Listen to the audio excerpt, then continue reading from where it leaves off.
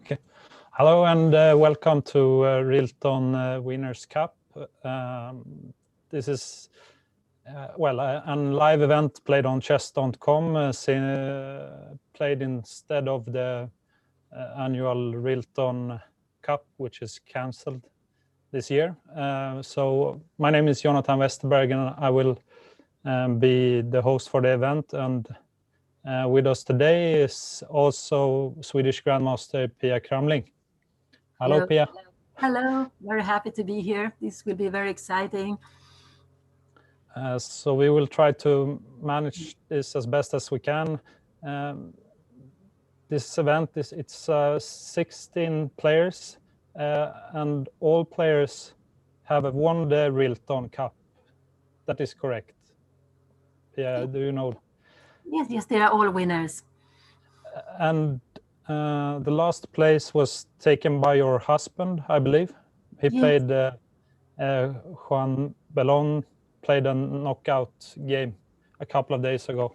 But today we have 4 games, and they start now 3 o'clock. So the first game is supposed to be played again between Indian Grandmaster Krishnan Sasikiran against Mikhail Gurevich. So we'll see if we can find the game now.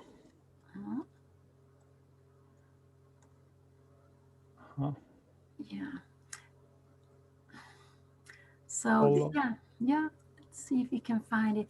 Yes, so I played with both of the players, I believe.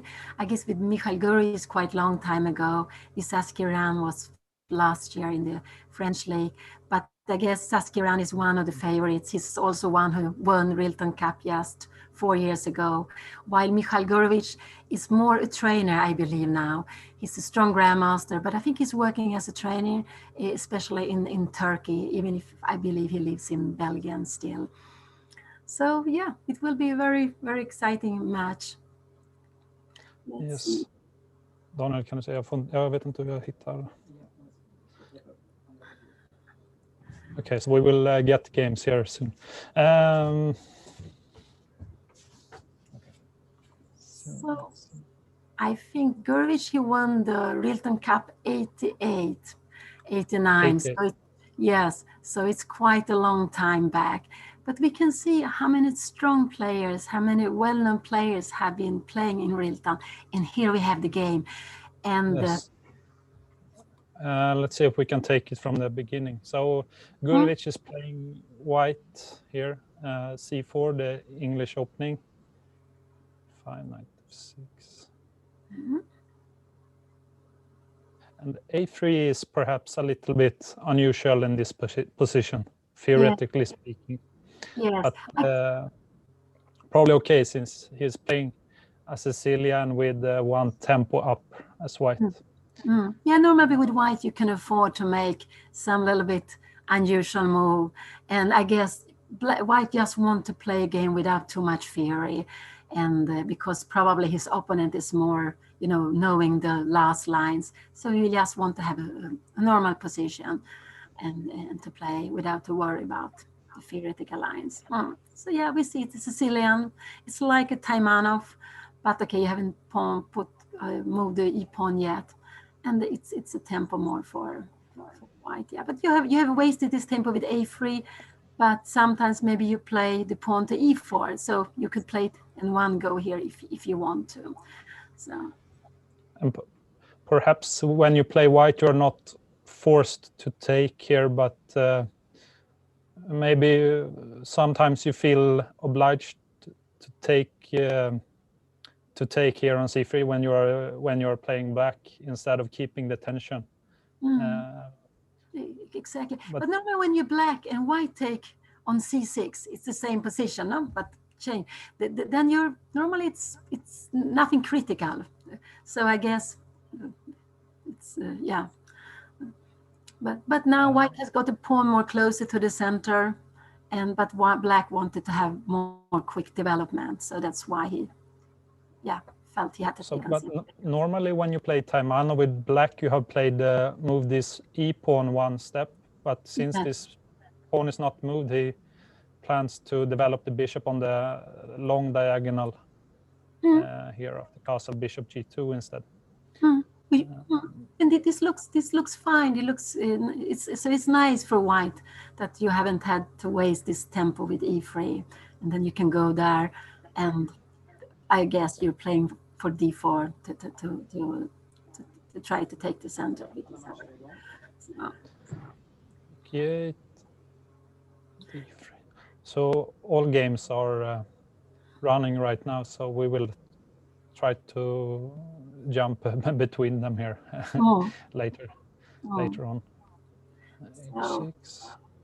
Yes, so it's a little bit, prophylactic moves to avoid something to g5, and and rook b8 again, so you can maybe play b6 without worrying about the diagonal. So this is slow moves from both sides. Quite comfortable position for white. I would prefer to play white here because I don't see any real weaknesses, and maybe perhaps some because you have this move, this half open b file as well, and you can try to, I guess white will try to transfer this knight to a better square via d2 to c4 or e4, for example. Yeah, it could be. Probably nothing critical, I guess. Balanced so far. Yeah, but it's nice because white has this potential possibility to have lots of pawns in the center. Okay, have lots of pawns, but they have not moved so far yet. And it's a little bit like black is waiting for white to play in the center and then just to try to attack the center. So, but I would agree. I would also prefer to be white in this position. So, but we had the knight e2 and knight a5. Yeah, I guess that's a preventing move, a little bit like a green file, and you also want to plan to play c5 and b6, so you are avoiding white to you're a little bit also taking space, no? When you put the pawn on c5, and now maybe c5 and b6, and maybe try to challenge with your own bishop here. But okay, he stopped this knight c4 move. If knight e4, I guess the bishop will just perhaps drop back. So, and now we see why rook b8 was a very useful move, because you need to move your b pawn in one moment, and then there is nothing to worry about against this long diagonal. So 95, it's a preventing move. Yeah, did he play 94? Yeah, he played 94. So, I suspect that you should drop back. Yeah, it's logical. With the bishop. You will drop back. And I guess white's plan is to go c4 and to put the knight on c3, yes? So, I think so. But then after, as soon as you go c4, you later on maybe you need to go e3 to avoid the black knight to come back and to be in d4. So let's say bishop f8, maybe c4. It could be c4, yeah. I thought that because otherwise f5 will maybe sometimes come, but maybe a little bit both are waiting for the other one to push their pawns, and they will have some targets to play against. So.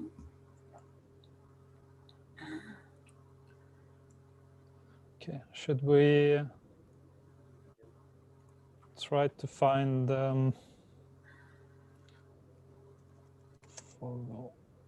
yeah, to see the next one here. Får jag upp någonting? Jag vet inte hur du gjorde. And so this is play with 50 minutes plus 10 seconds. I think this is a very nice semi-rapid model. When you have 10 seconds, it's quite a lot of time when you play online chess, but it also makes the games better quality, I believe. And when so this is why the players feel that they still can take some time when they play their games. We change the view now, so now we have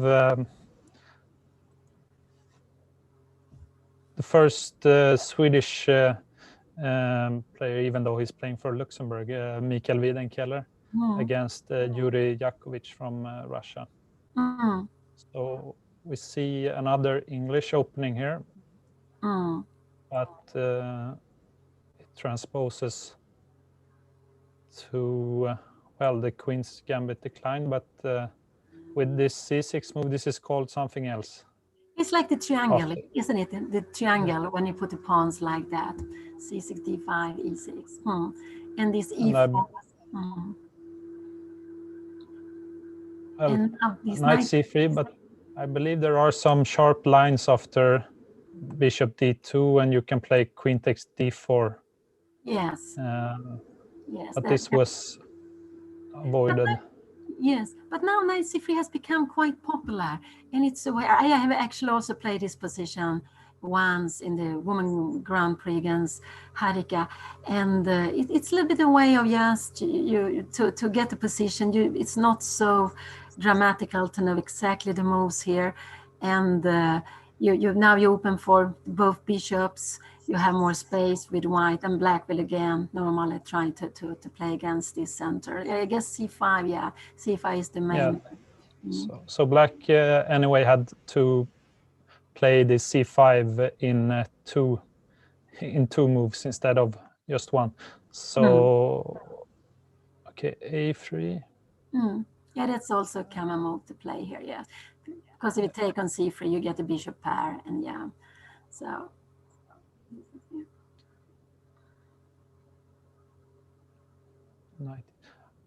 I guess there are some theoretical lines here, even though I don't know them. But yeah, so I guess if you go knight f5, you just take on c5, yeah, because you will keep the pawn afterwards.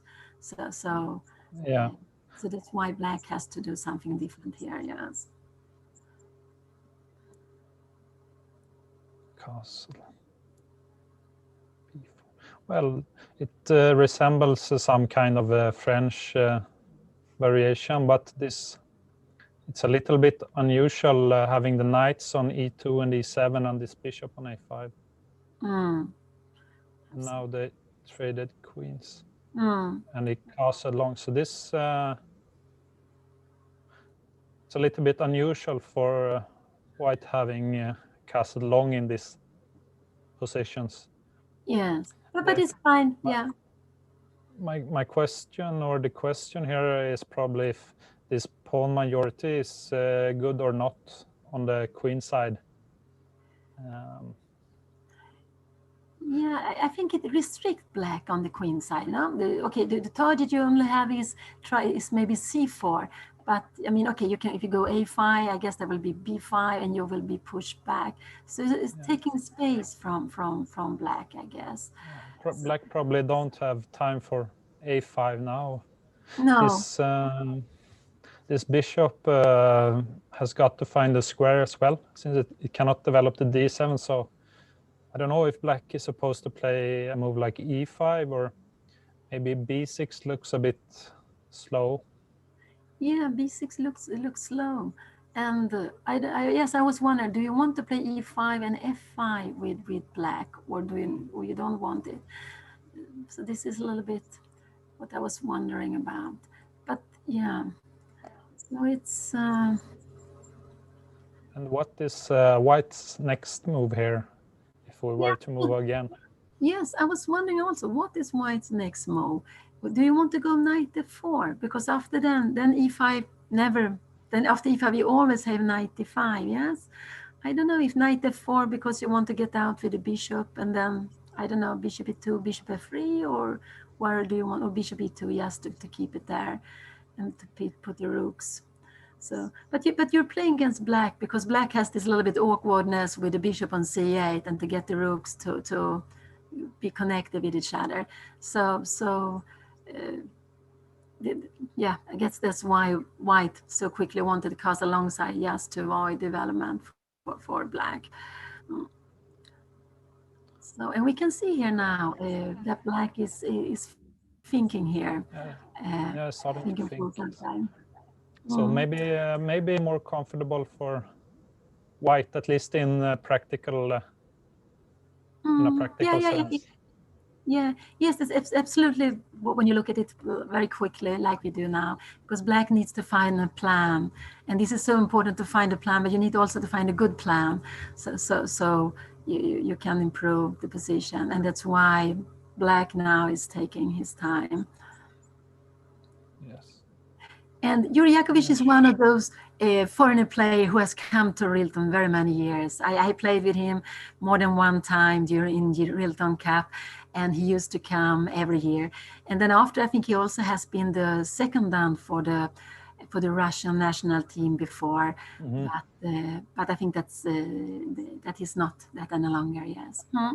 And how is your score against him? You know, I only remember one game now, and that's the one I won against him. But I know I have lost two against him too.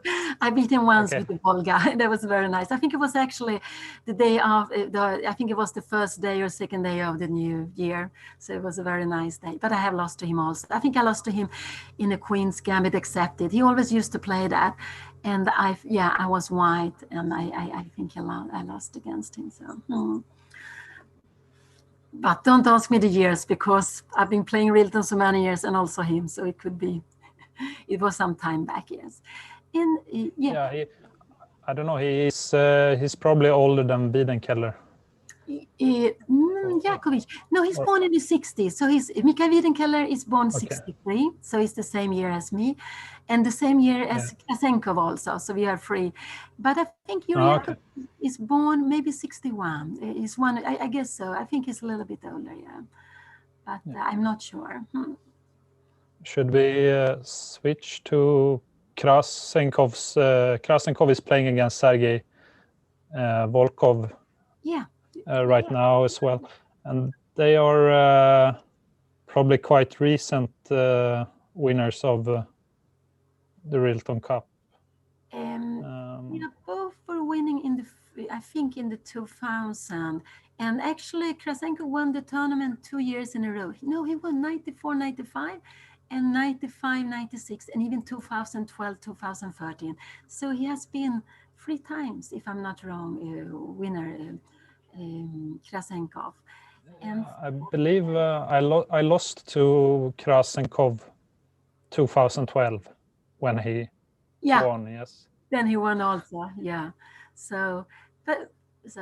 And okay, we saw a knight f5, but we can switch to this game where Sergei Volkov is playing white. Yeah. The system is that the lower rated player is white the first day, I believe. Okay, yes. So now we can see a Queen's Gambit Accepted, and this is probably a quite unusual variation with b5, even though, well, I've seen it being played before. Hikaru Nakamura played this in some blitz games, for example, but it is quite sharp. A4, C6. I believe that, if I can recall, that the main line involves some exchange sacrifice in the end. E6 takes B3. But perhaps this is... well, I haven't seen this because I don't think this E6 move was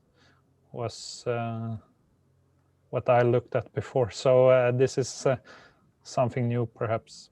But the strange thing is that, well, normally in some accepted Queen's Gambit, this pawn is not allowed to move to E4, or it rather stays on E3. So the question is if Black can use this to his advantage, or if it's or if White can provide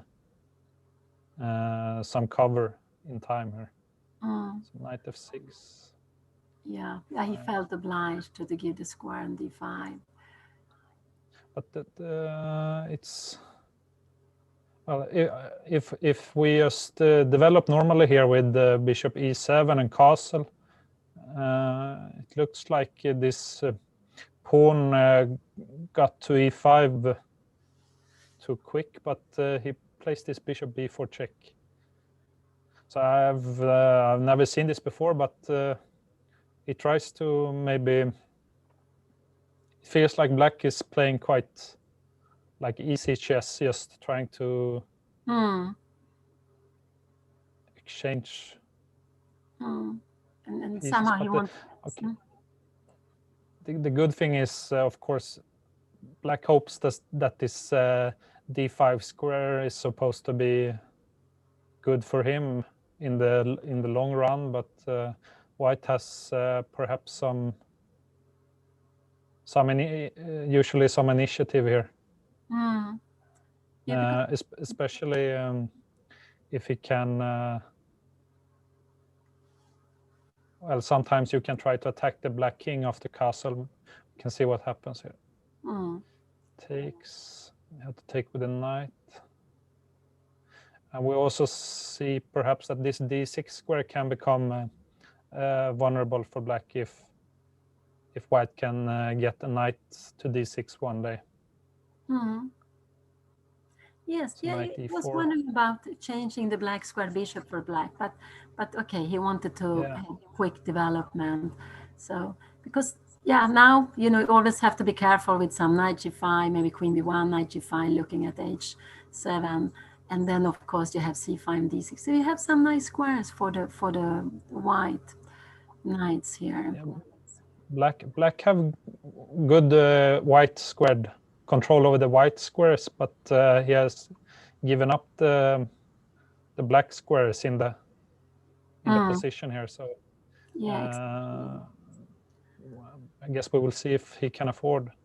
Yeah, I'm also very, you can see that black, though, Krasenko, he's playing very quickly. He's normally a practical player, but he also one who said that he doesn't like to play online, that this is an exception, that he plays here to honor the Rilton Cup, which is the traditional tournament he has played in more times. So it's very nice that he decided to play, but he's not used to play online.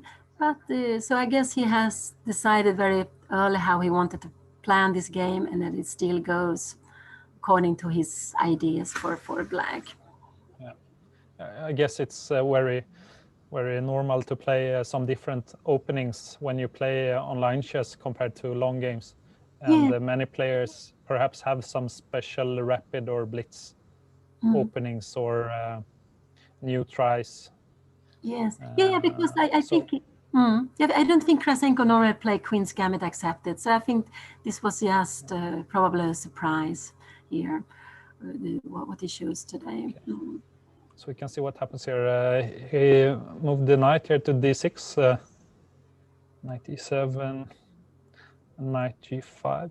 Well, I would be a little bit afraid with black here, because now white is already have this knight on d6 and also targeting f7, and he's ready to go with the queen to the king side as well. Yeah, h6 was probably, it looked very forced, and I don't know. Yeah, he went 94, 95. G3. Yeah. But okay, still perhaps maybe difficult to break through in the position. So yeah, I think will be maybe, let's see about the a pawn here. Yeah, somehow, if you can somehow control it. You play rook a3. I was just thinking if to go some, but there is no. Maybe queen h5 folled by rook f3. I don't know how. But actually, when he played rook a3, maybe he would have preferred to have the pawn still on g2. Actually, if he wanted to use the rook to play on the queen side, king side. So. I was a little bit surprised by g3, maybe. So I guess he wants the pawn. So Well, but after queen a8, perhaps the white king was safer with the pawn on g2, because well, it's not impossible to imagine that black can have some combination with the queen on a8 and the knight coming to c3, e2 or something, and the white, or f3, also the f3 square. But anyway, knight c5 instead, rook b8. Okay, so the material is even, and both players have, I guess, strong knights, but there are some imbalance in the pawn structure here. So white pawns, 2 pawns in the center, but black have this pawn on a5, which is so the question. either, I don't know if it's good or bad, but probably a little. I don't know if white wants to try to hit this pawn on a5 or what the plan is. I just think you need to get. I know he played h4. Somehow I would like to get the rook on f1 also to be active, but I guess he likes to hit the queen on d1 because it easily can go to the queen side. So that's why maybe he's waiting. And also now black cannot play a4. You have stopped the pass pawn, which is very important. But if you could play rook a1, rook f a1, this is what I guess what you would like to do. Yeah. So, and well, he played queen d2 now, so knight c7. So I guess you can play a rook f to a1 at this moment. Yes, but we see now, this g3, the king will be very weak anyway, because there's always this with the queen on c6, no? So yes. Well, exactly. This g3 pawn was not giving white any more safety for the king. Absolutely not. It avoided knight f4, but it would have, like it's now, it would have been better to have the pawn on g2 than on g3. And I don't know, black is perhaps ready to exchange knights with knight b5, because he probably don't want this knight to be on d6 forever. Okay, so white moved it Knight c4 to c4. So now the pawn on a5 is a target, I guess. So now, I guess it looks like you will need to play, I don't know, a4, yeah? Well, or you can go knight b5 if you want also, yes. But then you start getting, so a4 looks for me, looks like, and then, but after rook a1, how you will defend the pawn then? So it's getting, but see here, so. But I can't see that white should be any worse in this position, because, well, this a pawn is not it's not going to queen, and it can, well, black has to defend this pawn, or what he would like to do is, I guess, to attack d4 in time, but he can't, black can't so easily maybe trade a5 for d4 in this position. But now even though he's with queen to c5, so this is the threat now. So rook d8 was a good move, and we can see how quickly black make his decisions. So this can be very important, the way they use the time, actually, because white is Volkov is very short on time now. So soon down to 4 minutes. Should we can find the fourth game as well. It's between Swedish Grandmaster Ralf Åkesson. He's playing against Sergei Ivanov. Knight f3, knight f6, c4, e6. So this is Queen's gambit declined, but after d takes c4, well, I guess it's called the Vienna variation. And this b5, it's it's quite somehow new move, which I have tried as well. But white had some advantage anyway. But yes, knight b6. So Castle. There was I guess you can play this in different manners, different ways. But there was some, I believe it was some top player with white find some. Perhaps it was Dingley Ran. He found a quite strong idea with Queen d2 to f4 in this position instead of just playing this bishop e3. So I don't know. It may be more critical. Castles. Looks one. So this is also quite. Let's say not so maybe ambitious for black, because the best you probably hope for is to exchange to ease the position, or let's say trade some pieces and get some kind of endgame like in the game between Krasenkov and Volkov. So we see the ideas are a little bit the same. E3, knight to d5,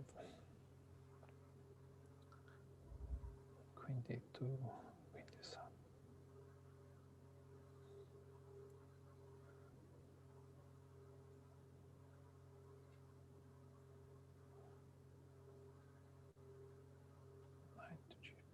Well, I guess black is at least equal in this position, thanks to control on the white squares, and compared to the last game we looked at, the black has not given up any control of the dark squares. In fact, he has got the bishop pair at this moment. Rook b8, 94, 95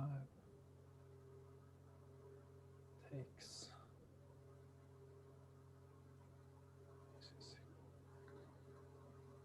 Well, I guess black is quite fine here. But maybe of the last move, can we? There are some pieces saying, queen b6 he played, because knight a4. Knight a4. I was wondering if it's possible to play, but yes. Yeah, knight a4 was played. And then I was wondering. And he grabbed an extra pawn now. And c5 was played by black. He played rook d2. I would have been. Yeah, rook d2. Yeah, maybe that's right. I wasn't sure. Rook d2.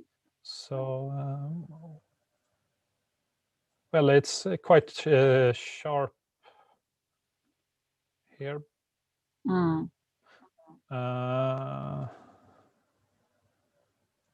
Rook d2. Okay, this was played rook d2. Queen a5. Because he wanted to have knight c3. That's why he needed to go. He wanted to defend b2. So that's why. But now what? Bishop d5. You have rook a4. Yeah, he took.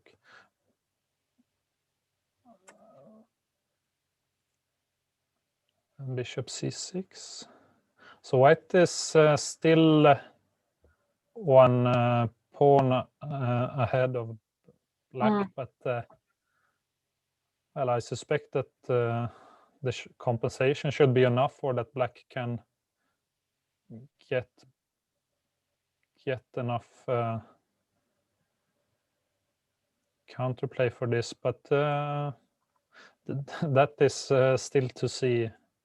94. So, well, it's not so easy maybe to take on b2, because black is Well, I guess knight f6 is a threat, perhaps. Yeah. Also, rook c8. It looks very dangerous to take to leave the rook from the last rank.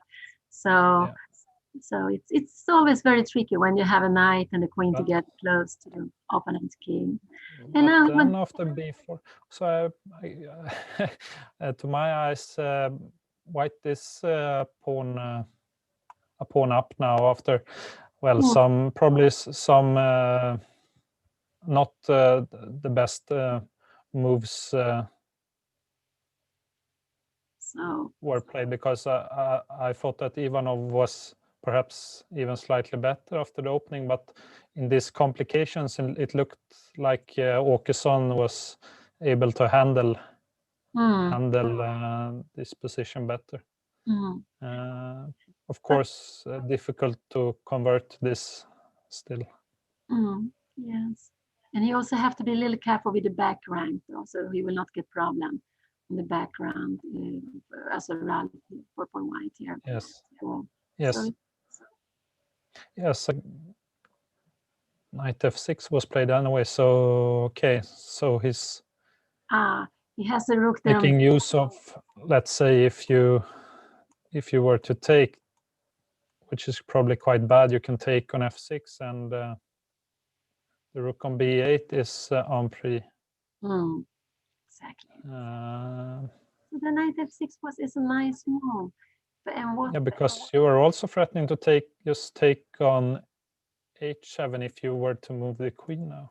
Yeah, this looks like a very good move. Yeah, knight f6. So because now if so what to do? Yeah, I don't know where to go. Okay, go queen d1. We take and we will come back. Yeah, we will always take and come back. So, and then after that, we have the h line to enter with the queen or with the rook. Yeah, this looks tremendous. Yeah. This looks very good for it. Yes. I don't know.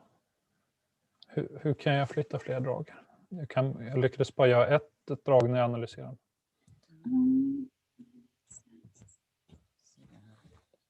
So he took. Is the game? He thought he had nothing else to do. Okay. But this must be winning. Well, no? Yes, I guess he will take. Yeah, what? Måste jag gå tillbaka från den där sen också? Du kan liksom, så länge du går till live så under play sen så ska den hitta tillbaka. Du kan också göra pila om du högerklickar och drar. Men drag kommer fortfarande komma här nu, eller? Du ser ju att draglistan uppdateras. Här ser du att dragen fortsätter att komma in. Men brädet förändras inte förrän du trycker på play igen. Okay, so he took on f6, yes. Well, you can't play bishop d6 because there's mating 1, so well, he will have to take this pawn, yes.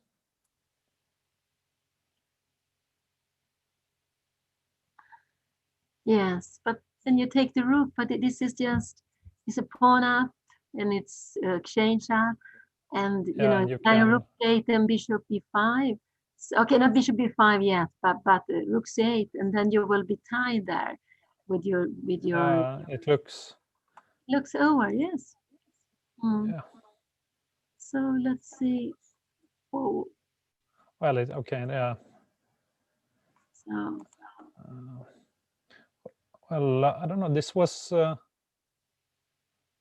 This was played. This was played. Yes, he. Ralph Åkesson won his game.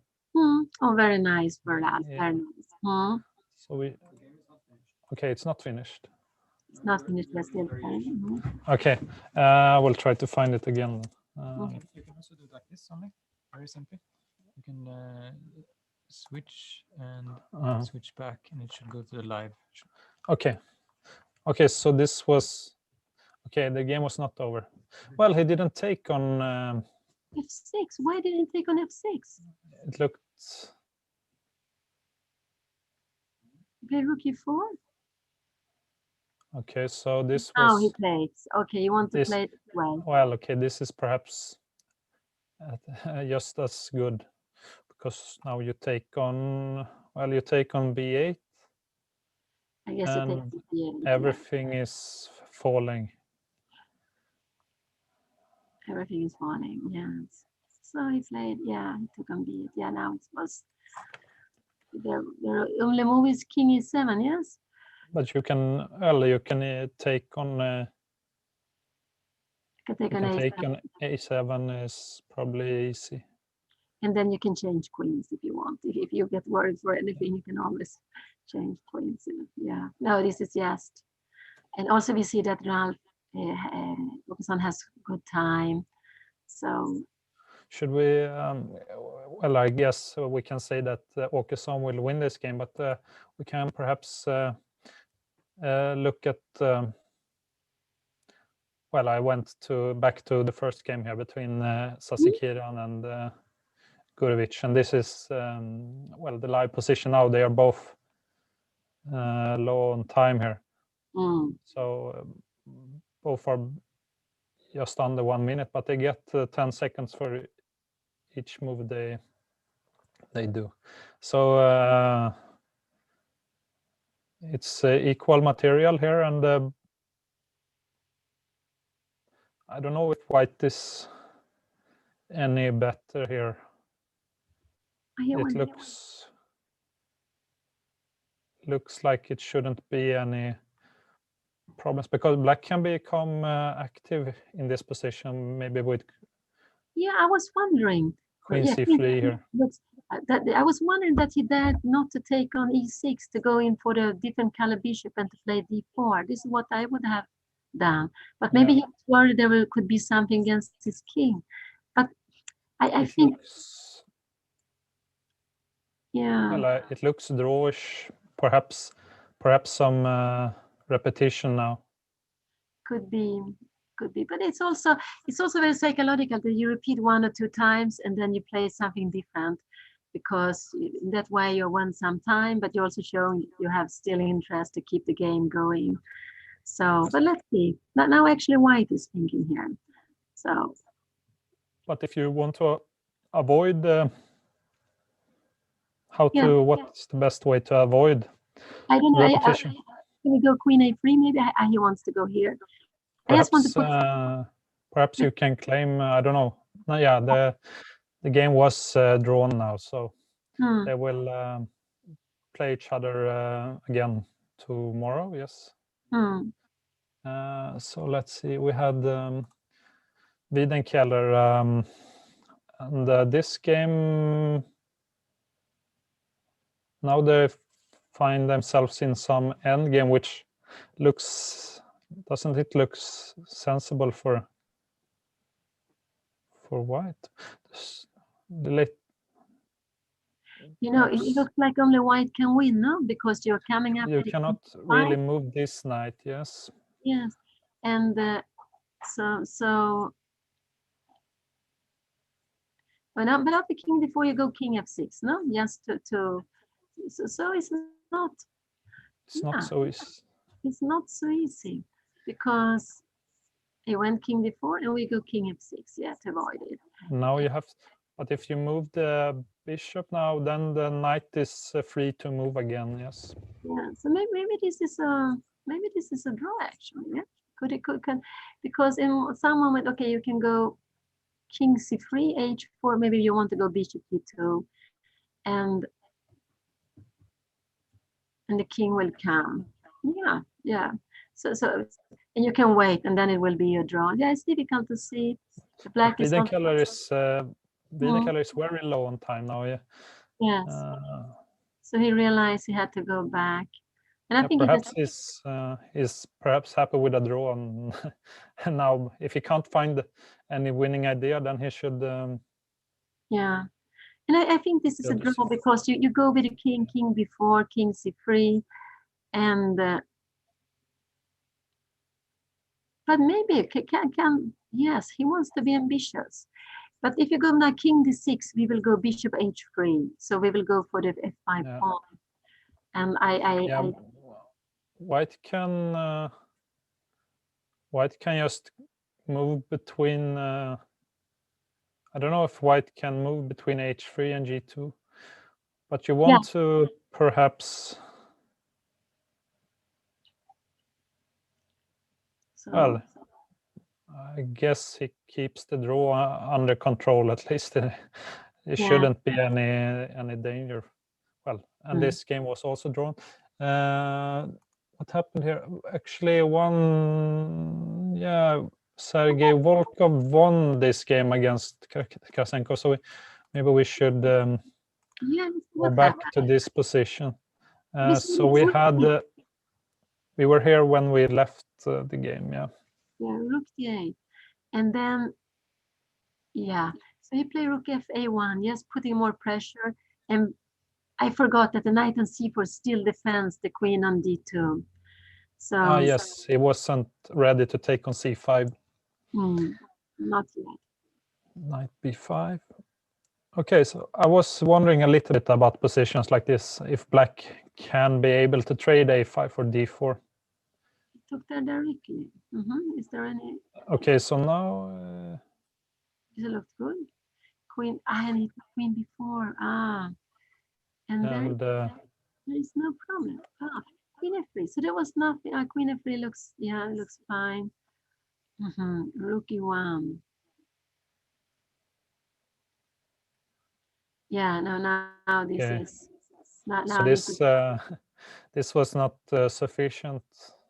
But maybe he should have taken on a5 first. You know, can we just go back this position? You mean here or? No, before earlier here. You play rook take a5. Maybe we should take on a5 because you cannot take with the knight because of. You mean you have to take with the rook now, yeah.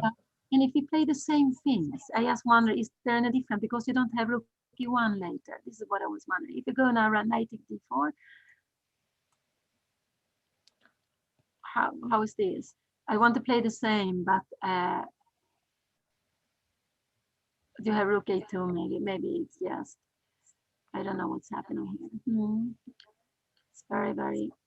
Are you okay? So if we take queen f3 or But what happened after knight f3 in this position? You have rook e1 also, isn't this strong?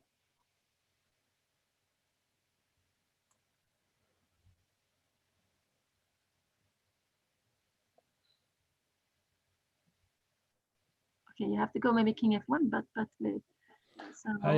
okay, but then you have this looks king e2. But then okay, what are you gonna take on e1 with the queen now? Yeah, you have to. I guess it looks not so easy to win. Queen d5 maybe, Yeah, I guess very difficult to win with white, even though you have because maybe e5 is dropping now. Yeah, you need to go maybe knight e3 to keep the pieces together.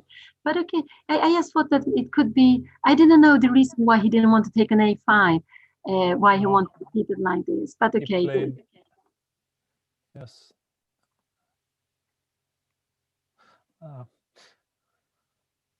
So. Okay, and are all? Let's see. Yes, Åkesson won his game as we suspected, and and this was so. The first 4 games today are finished. Do you want us to go back to? Should we go back to any of the games at this point?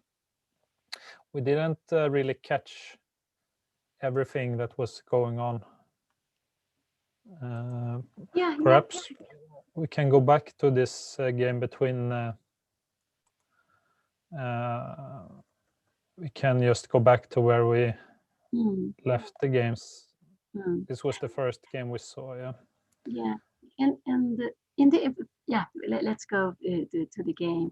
And you know, when you play matches, it's different tactics than when you play a tournament, because you know you will play the same opponent the next day, and you will also change color. So that's why lots of time black is, even if black is a stronger player, black is happy with the draw because they know next day will be white, and then you have better chance to put pressure. So matches are very, very, very interesting, and it's unfortunately not so many times you get chance to play it. But yeah, so but it's very exciting. And I play in the Women World Cup, Women World Championship, where we play with matches, and it's just one of my favorite tournaments because it's so special to play. And you know, if you lose, you go out, but as long as you win, you're playing, and it's like, and every match you win is like winning a whole tournament. It's such a pleasure. Yeah. So let's see the game. We saw this knight e4 move, so black was perhaps able to move the bishop, but instead he went for b6 immediately. Yeah, and I think, yeah, he played played this c4 move anyway. Bishop b7, bishop d2. Okay. Knight c6. Yes, you also mentioned that white would be forced perhaps to play this e3 move. Okay, so we're supposed to have some players coming in here. Kommer det ske automatiskt? Yeah, that would be very nice to hear their own comments. Yeah, here we have one of the players. Okay. Hello? Hello. Hello, can you hear us? Yeah, clearly. Yes. So do you want to walk through the game, or how should we do this? Well, okay. I kind of I really don't know, because I mean, we can go through the game quickly. I'm not really sure something great happened in this game. Yeah. I mean, maybe there were a few important points, but nothing special, I guess. Okay, we can just quickly go through the game. Yeah. Yeah. Okay, we can take it from the beginning. So, well, you can tell us a little bit. A3 was perhaps unusual. No, he played it quite a few times already, so I was kind of expecting it. Yeah. Okay, so you have looked at this position before. Yeah. I mean, I even until rook b8. Yeah. I mean, we were playing quite quickly until rook b8. Yeah. Yes. Yeah. Knight d2. I was not sure about knight a5. Yeah, perhaps knight a5 is. I mean, knight a5 is one of the ideas, just to go b6, bishop b7, and change the bishop. But I'm not sure about this exact position. Maybe bishop g4 was much normal move. Yeah. Okay, but you also wanted to stop, or do you? Yes, maybe to stop knight c4. But maybe just bishop d4, knight c4. I have probably just queen d7, and then I can probably change on h3 as well. So it's another big thing. Yes. b6. Is it possible we were maybe wondering if you should drop back with the bishop, or perhaps it was possible to go back bishop f8. Yeah, I was thinking probably he wanted to play f4 at this point. It was some kind of yes. I mean, trying to open the f file maybe. I mean, after bishop f, we'll probably go f4, and then I have to go f5. Yes. And probably just knight f2 or something. And then I still think it's an unclear position. Yeah, it was not. And then probably white comes with e4, and then I try to get my pieces back into the fight. But I was not really bothered to save this bishop. My main idea was to change the light square bishop. Yeah. Yeah.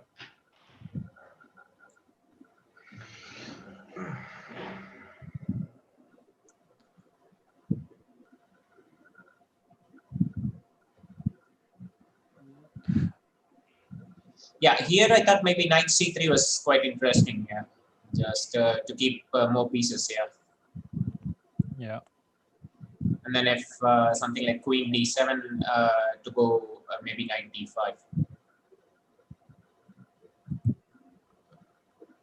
Okej, tappade vi partiet nu när jag gjorde ett drag? I don't know if we maybe perhaps we lost the moves here when I moved.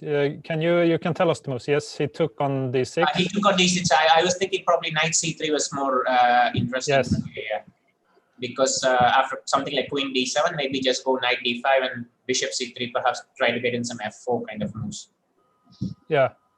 Yeah.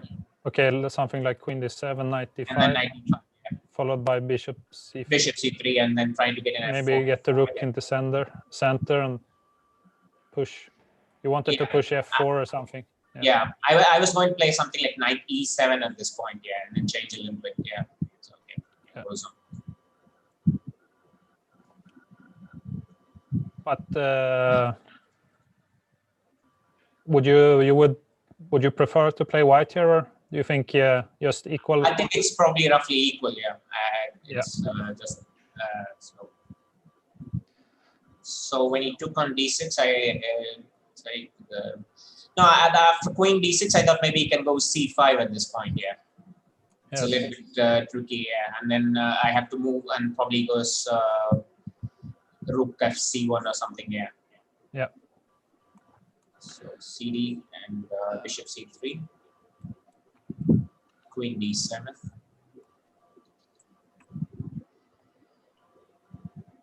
Yeah. Even a4 at this point, yeah, I guess. Yeah, knight d8,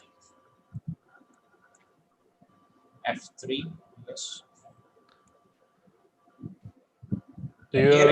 Is it the correct idea to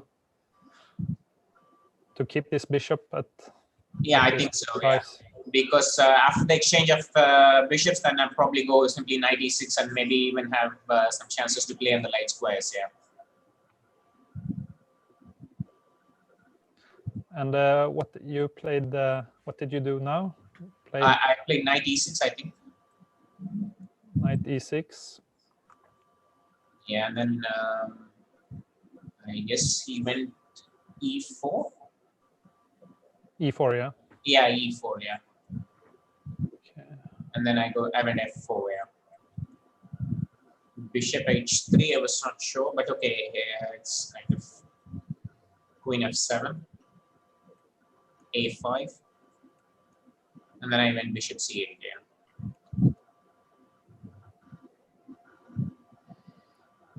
He went AB at this point, yeah. It was, AB. Yeah, at some point I was trying to make knight d4 work, but I thought it was too risky here, yeah, to go knight d4 at this point. You mean now, or? Yeah, probably knight d4 here, yeah? Yeah, probably now, yeah. Now, okay. So yeah, something like BA or something, I don't know. Probably I can just take BA, yeah? And then rook a8. Bishop takes d4. And bishop takes h3. Something like bishop b6. b6. Bishop b6, yeah. b6, yeah. And maybe take on f1. And rook takes f1. I thought maybe the pawn on a7 is quite, decent compensation for the exchange, yeah. Okay, Yes. I'm still not sure. Maybe I can try to harass this bishop on b6, but during the game, it felt like a good compensation to me. Yeah, especially with the rook standing on a8, yeah.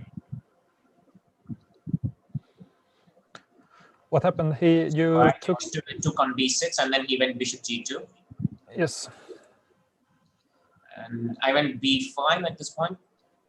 d5, yes. Rook of b1, I guess. And then bishop d7.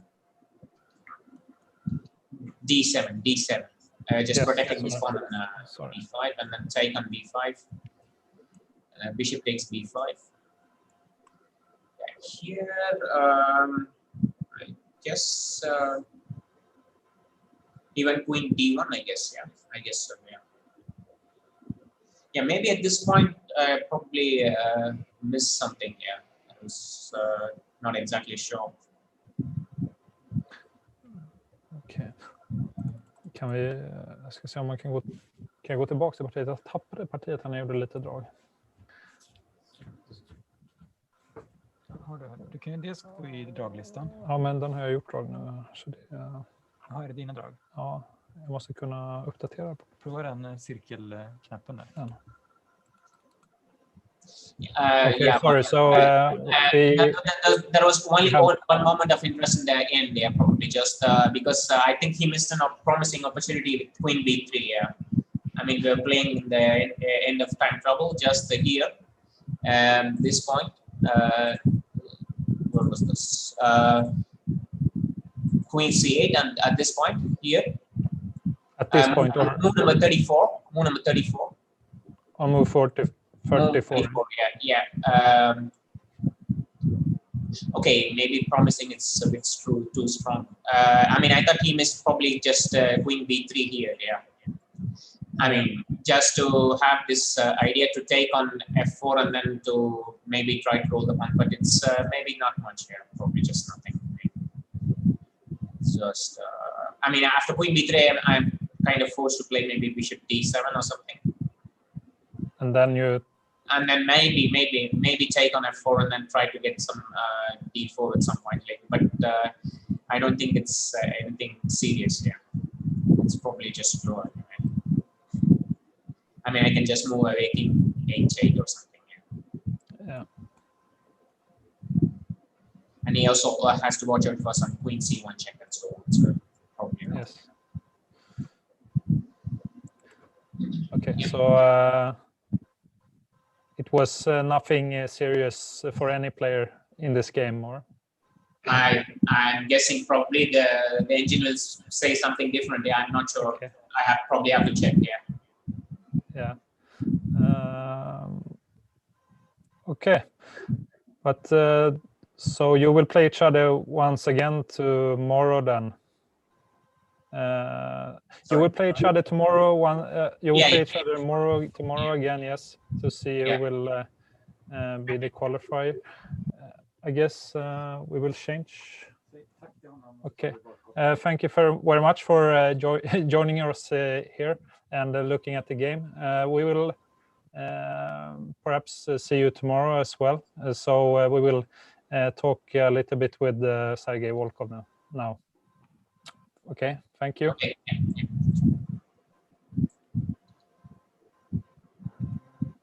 Okay, sorry.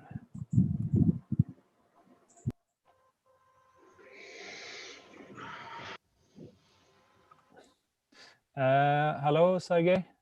Hello. Can you hear us? Yes. Okay. I see game. Yes. Yes. And perhaps you have played each other many times before. I don't know. What? Perhaps you two have played each other quite a few times before. I'm not sure. You and Krasenkov. Okay, you'll show game. Okay. Okay, we will show game. Change line. Slav. Good for black. Is this good for black? Yes. Okay. Popular last time. Theory.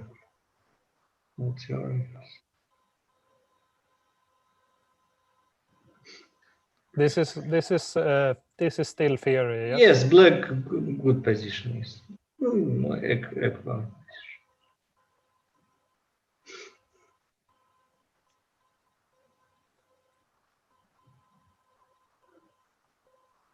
And Knight C6, I think not good move.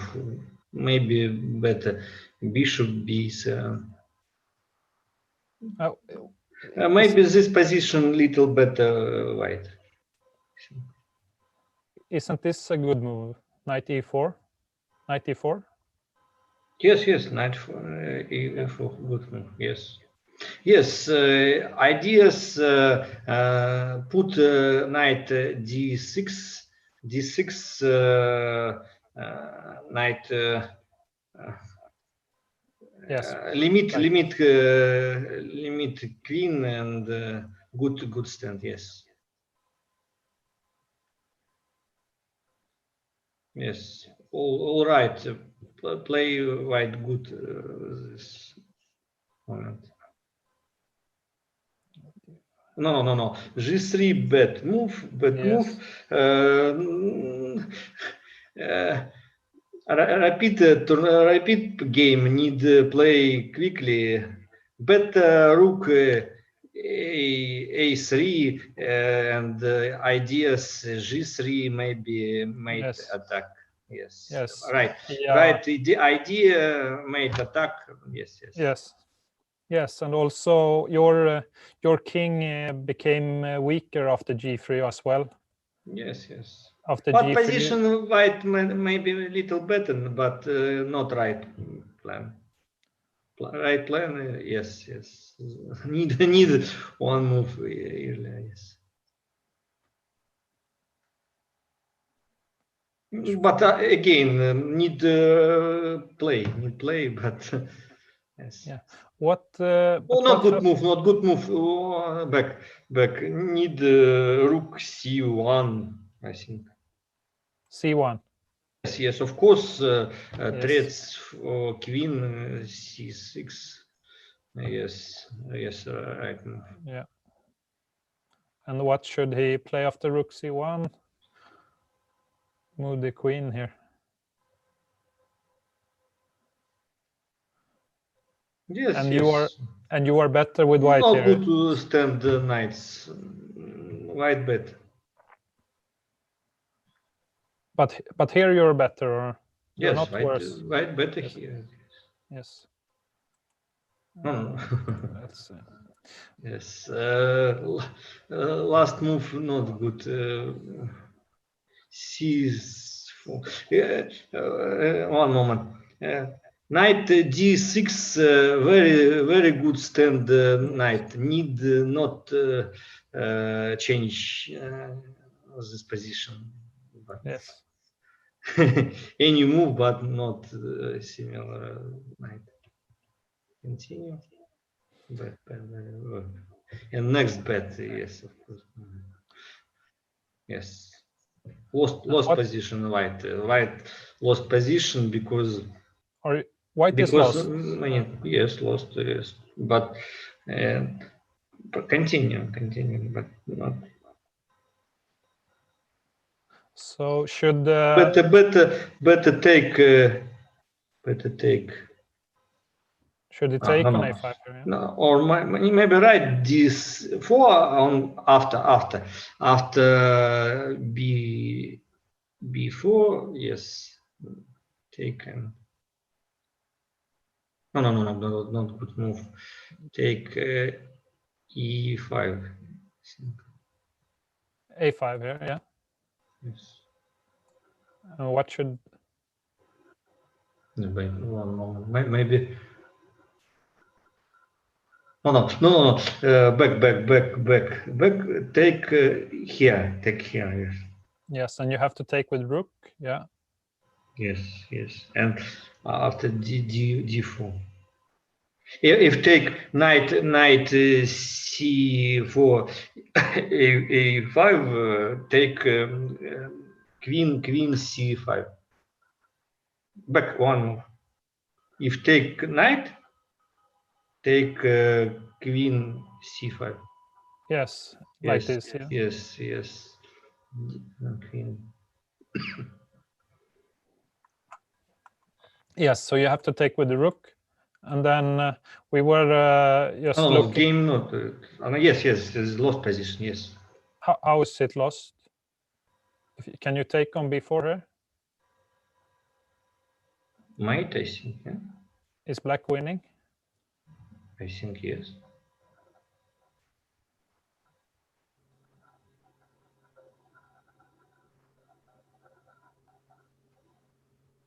Maybe queen f3. Queen f3.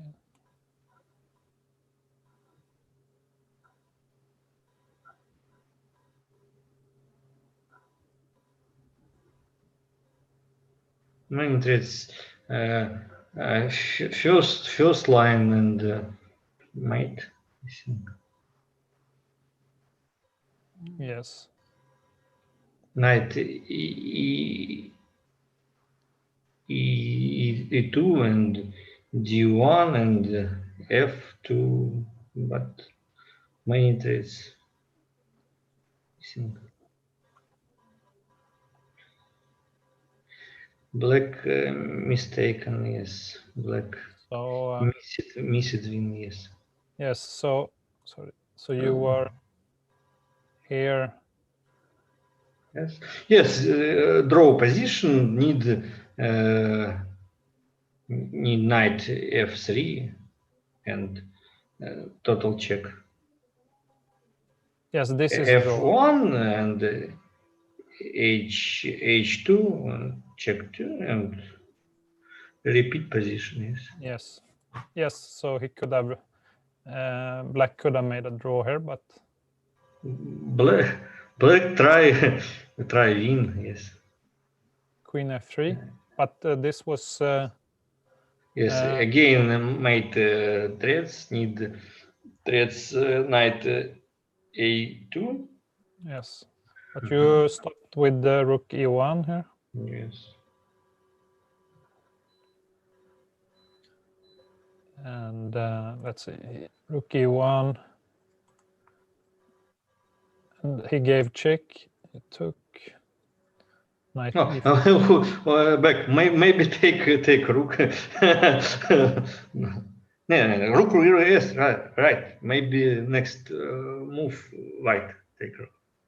You can take here. Yes, Or? I see. But very crazy game. Yes.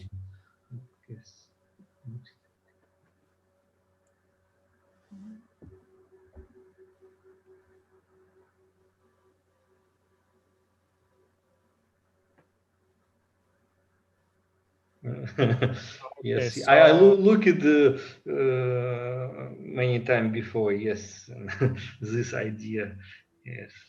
Yes, and check. Yes. so if it goes king h7, you Yes, can yes. g5 and the queen is dropping. Okay, so that was a very messy game. Crazy game. Yes, luck on my side. Okay. Thank you. Okay, but it was interesting anyway, and we will see you tomorrow playing each other again.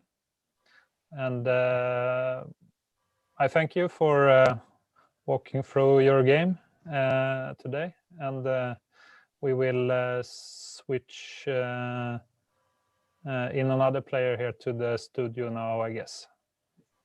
Ralf Åkesson will join us. Okay, so thank you for today. Okay. Bye. Bye.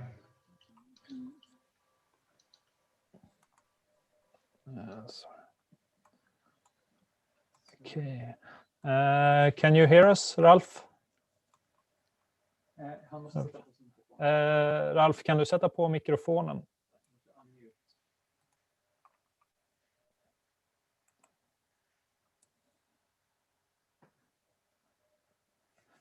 Den står som unmute där uppe på någon meny. Nere i kanten. En mikrofon som är rödkryssad.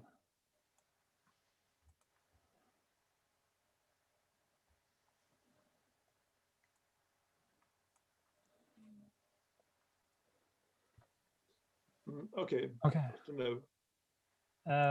So Ralf Åkesson is joining us now. So you were able to win this game today against Sergei Ivanov, and well, you can perhaps tell us a little bit about the game. This b5 move is perhaps something of a new move in this position. Yes. Well, I was out of my preparations already, so it was not a good start of the game. But I just had to try to play some decent moves. Yes. Well, I have seen this position before. I believe that there was some critical continuation with Queen D2 followed by Queen F4, even though Bishop E3 is probably quite standard anyway. Yeah, well, I guess Black had quite a comfortable game here. Yes, but it should. Well, I have seen some games in this line, and it should never be any problem for White. But somehow I thought that you were getting into trouble soon. Let's see, A3, Knight D5 here. Well, yes. Isn't this a little bit more comfortable for Black, perhaps? Yeah, it's possible. It's possible. Yes, the two bishops and yeah, the black pawn structure is always a bit strange, but I think he has counterplay against the B2 pawn in many lines.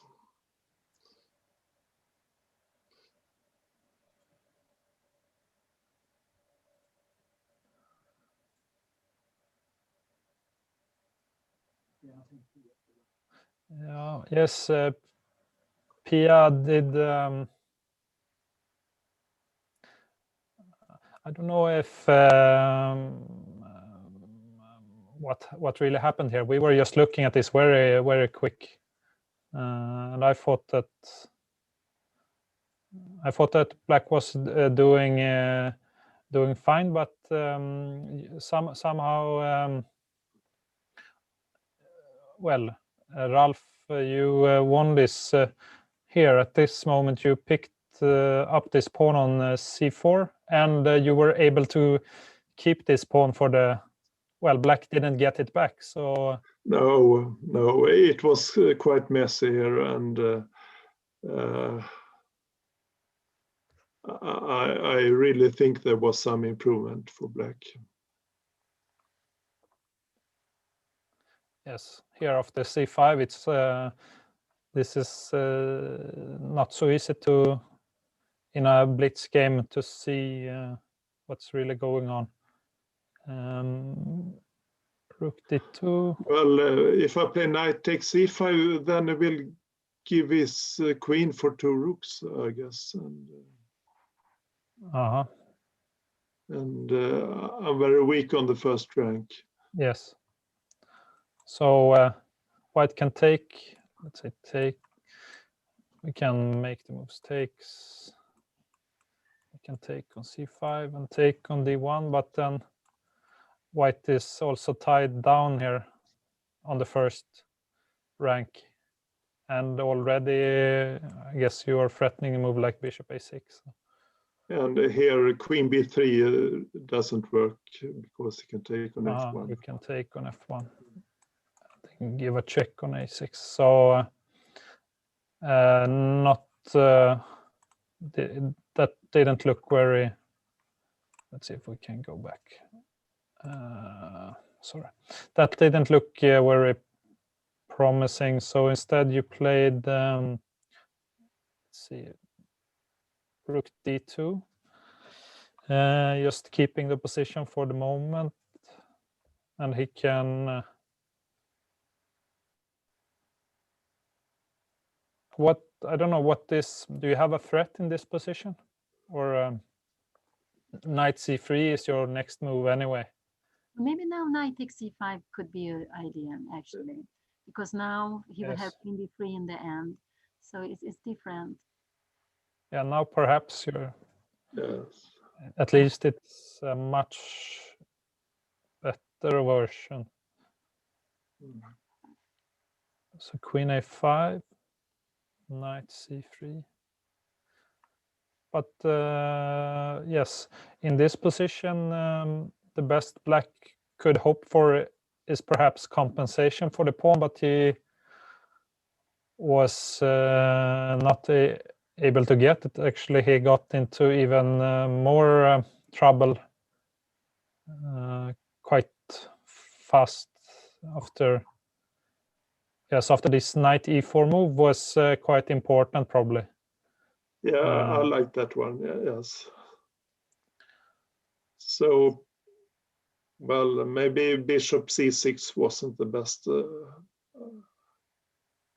No, at this one, yes. But anyway, if you're able to keep this pawn, you should at least be better with white here. I don't know, maybe we could go on some queen b6 instead. I don't know. Queen yes, b6. Because rook d2 and maybe Rook, queen do d3. you go Can you go here? rook d7? Aha, you can go rook d7. But what happened if you take on? Can we take on? No, it's defended. Yeah. Rook d7 is good move. Yeah, sorry. And now, but now we go. Maybe this is playable anyway. Maybe it's playable for black. You move the bishop. Bishop need to be somewhere.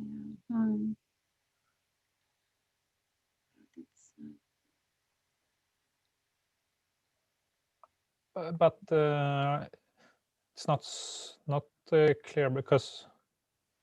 But this looks dangerous for black. Now you go maybe because queen if you f4. move, you can Queen take f4. queen f4. Yes. Yeah, so it's so weak on the king side. So no, it's not a good move either. Queen b6. I don't know. We'll have to go back here.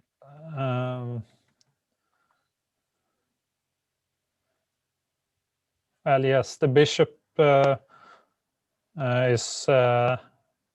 It looks much worse on e8 compared to b7.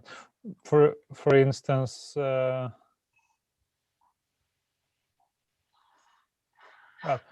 he wanted to avoid this knight or this rook to come to d7, I guess. Oh, well. But okay, king f8, and now after b4 you have a clear extra pawn, but even stronger looked this move knight f6, and we tried to move around a little bit here, but it looked like you are winning at this moment, or we couldn't at least find any. Yeah, I think white is winning here. That's true. And you could perhaps even take on f6 now. Maybe you played rook g4, which is, well, I guess just as strong or even better. Bishop d8. Well, at this point, it was probably clear. Yes, h3. Just two extra pawns and an exchange up. And no, well, yes, and now you traded queens here. And he resigned now, so okay, but still, it looked like you were playing a pretty good game. You were able to keep the game under control, it looked like, and Ivanov was the one to make the real decisive mistakes. And so it was, in my opinion, one of the best games of this day. And you will play each other tomorrow, so you will have to avoid losing. Yes, that this will be second a game. tough game. But actually, it's very. You just try to enjoy playing because it's such a nice tournament. And I wanted to ask you, Ralph, a very difficult question. How many times have you been playing in Rilton Cup? Because you're one of those who played so many times. Well, I made a calculation of it last autumn when I had a lecture celebrating 50 years as a chess player, and I think it was more than 30. That's true. That's clear. Maybe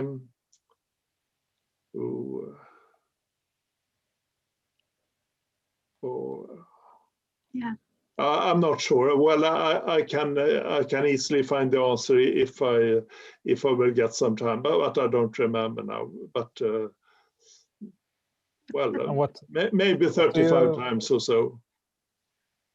What do you think of this format, or you would prefer to play the normal Rilton Cup? So to say? Yes, of course. Of course, I don't really like these online games, but well. It was a good day today, at least. Yeah, yes, I'm happy. So I don't know. Should we go for a break, or I don't know what's happening now? Half an hour. Yeah. Okay. We will have a look at the standings. Congratulations, Ralph. It was very exciting, very nice this night before. Thank you so much. Thank you. Okay. Bye. Hej då. Do we get the standings? Yep, they are here. This is the you see it here. This is like a parent tree. Yes. So you can see. Yeah, that's the one. Okay. So Pia cannot see it, unfortunately. But, okay, Pia, you cannot see the. But I know the standing, so it's okay. Yes, but we have the, let's say, the other players. Well, it's what time is it now? Yes, it's they're playing at 5 o'clock. Yes. Yeah. And so we will see Tamir Nabati, Evgeny Agres play each other, and Joel Benjamin, Harry Schüssler, Shimanov against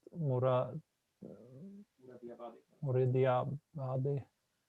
And the only player, I don't know, the only player I don't know in this field is perhaps the player from Iceland. Margaret Peterson, yes. Margaret Peterson, I play with him sometimes. I have, but not in Rilton Cup. And he has always, I have had bad results with him.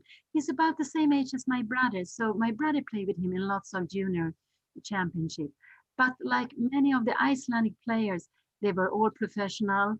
It was they later on they left, like Hjartarson, Arnason. They started to do other things. And now I think he's a businessman working lots of time actually in Cramling. So, and he's also become a member of the same club as the sister Mushishuk. And I don't know if he also is a sponsor. But I met him some few years ago. We were playing the European Rapid in Tallinn. And it was so nice to see one of those old players, because he's actually older than me, though he's born 60, and who's coming back. So yeah, so this is what I know. He's like a, what you call it, återvändare, someone coming back to chess again, who has time to play also beside work. And when do you know when he won the Rilton Cup? Yes, I can. Yes, I know it. I can check it here because I really wanted to. Yes, he won 91, 92. He won it. And then it was actually free shared, but he had the best butchers. But my brother Don was number 3 of them. They had the same point. So, but it was 91, 92. So it's some time back. Yes, almost 30 years. But you have played Rilton many times, but never won. No, I've been second, the best.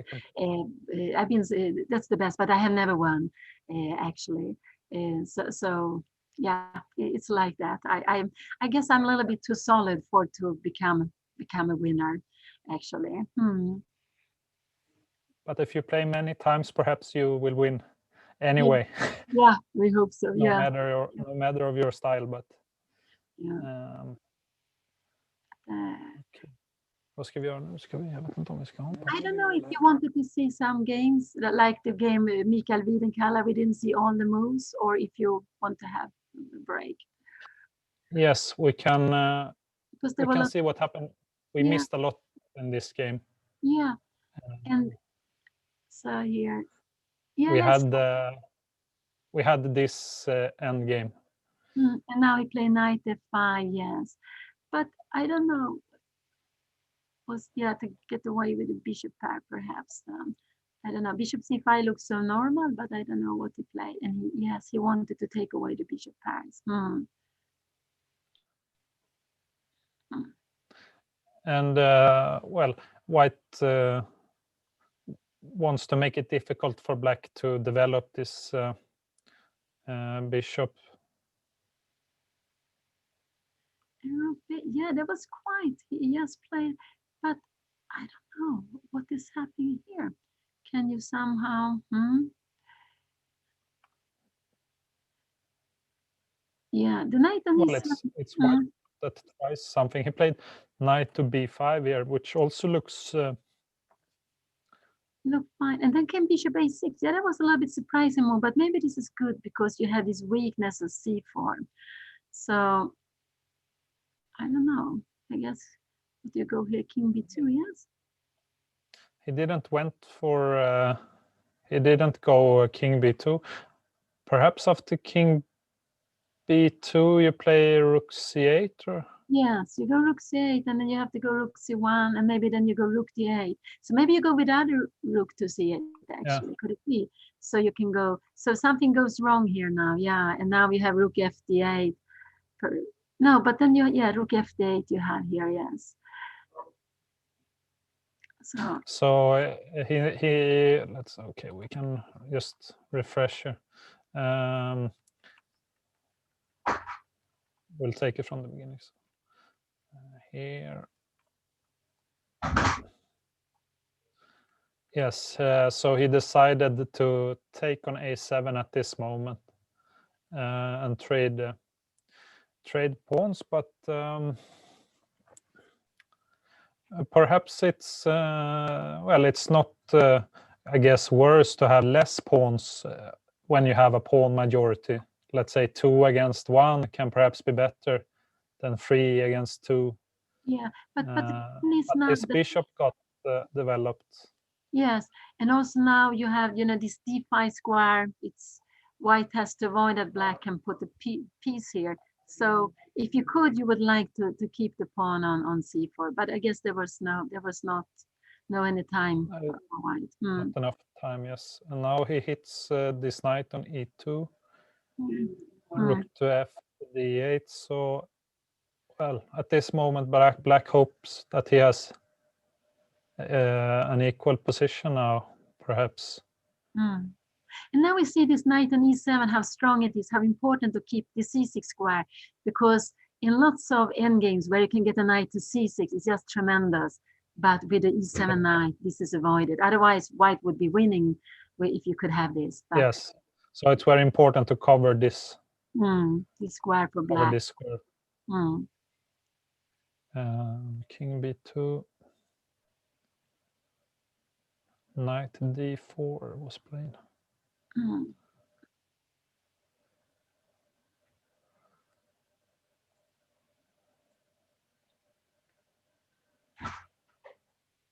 Okay, so it looks like black forced a trade here. And now we have this pawn structure we saw later on. Yes. Yes.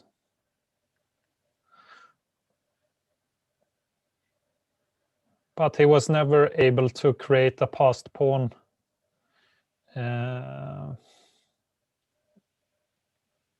in this game anyway, so.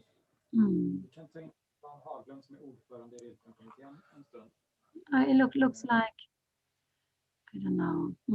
Är han redan nu eller? Okej.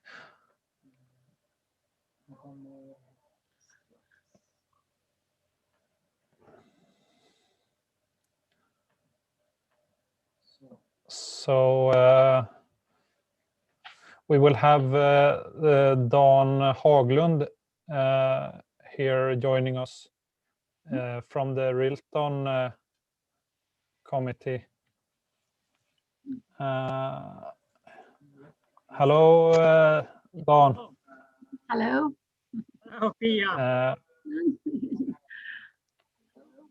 Would you like to say a few words? I heard all the sounds all together now. Yeah, I'm the chairman.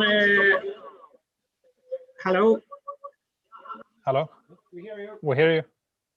We can hear you. Okay. I hear everybody at the same time now.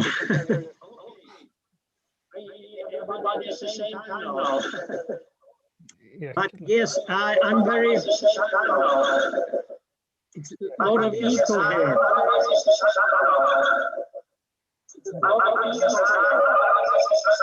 Okej. Dan, kan du stänga av din... Vad sa du? Strömmen? Stäng av Twitch. Stäng av Twitch. Dan, du måste stänga av Twitch.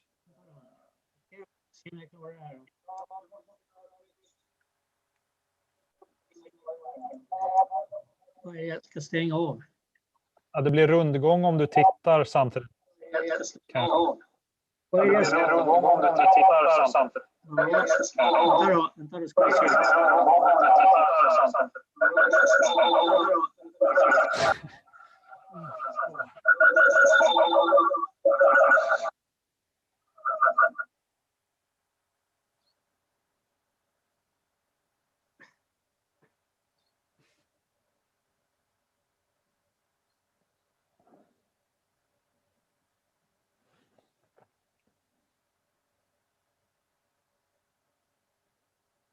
Vad ska vi göra nu? Ja, är vi med eller vad? Ja. Okej, jag vet inte riktigt vad som hände där. Du hade streamen igång så det blir rundgång. Om du har stängt av den nu funkar det. Jaha, okej. Nu låter det bra för mig. Ja, nu låter det. Ja, vad bra. Okej, it's very nice to have so many earlier masters joining this event. Of course, in the Rilton committee, we are very embarrassed that we couldn't arrange the ordinary Rilton Cup, but this is a very good substitute, I think. It's not the same as sitting playing to each other over the board, but still it's something.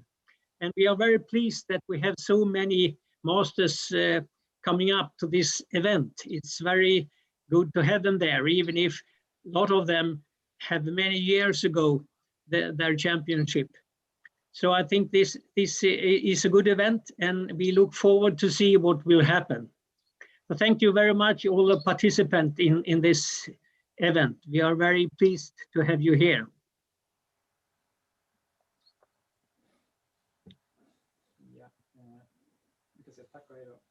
Okay, thank you very much, Dan. And I don't know if you will zoom in here tomorrow or another day, but thank you for your words today. Okay, thank you. Thank you.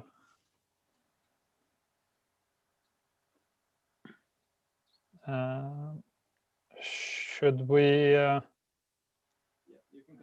can continue. Yes, we can continue to look at the moves in this game between Mikael Wiedenkeller and Jakovic.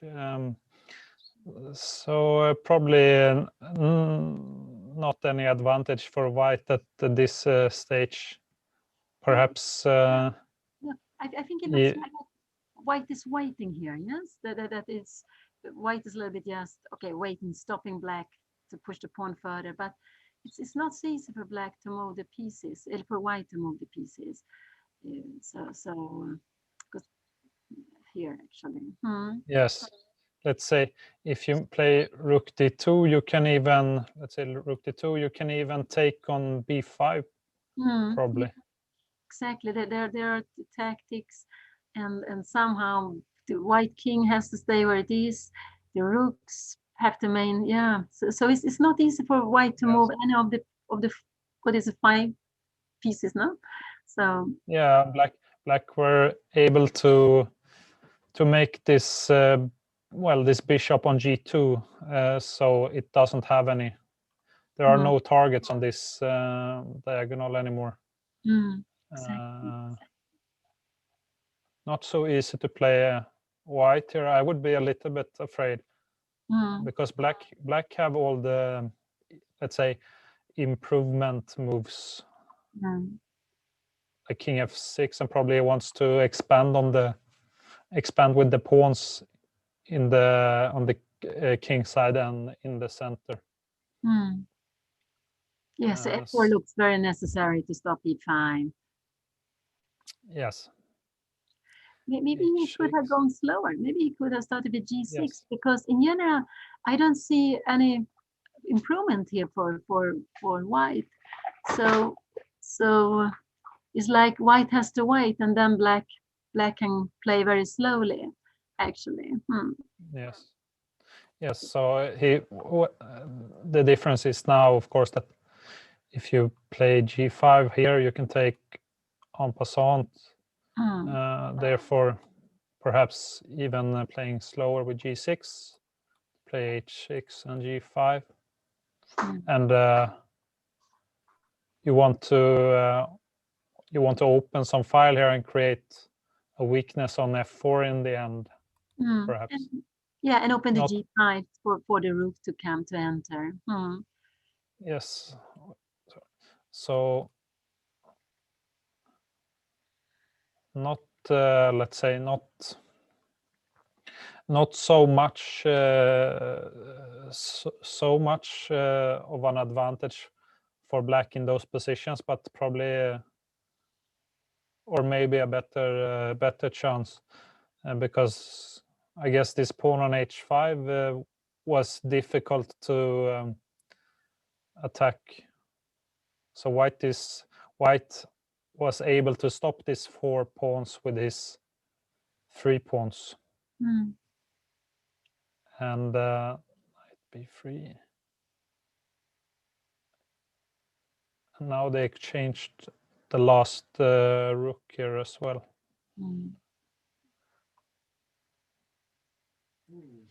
Knight a5.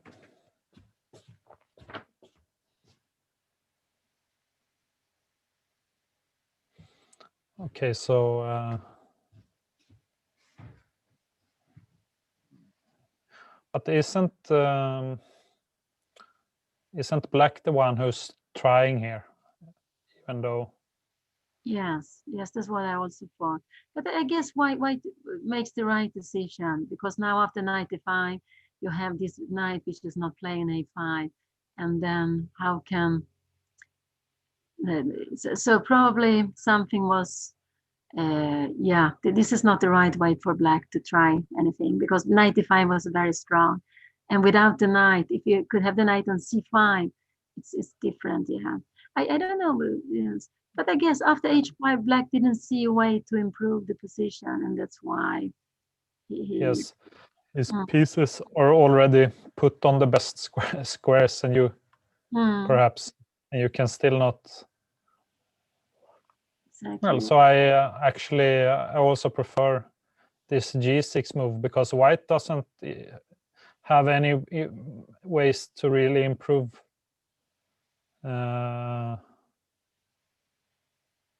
On his No, it looks like, what can you do? You can move the rook on e1, but the other rook needs to be in d1, and you cannot double rook. So it looks like black can play very slowly here and safe.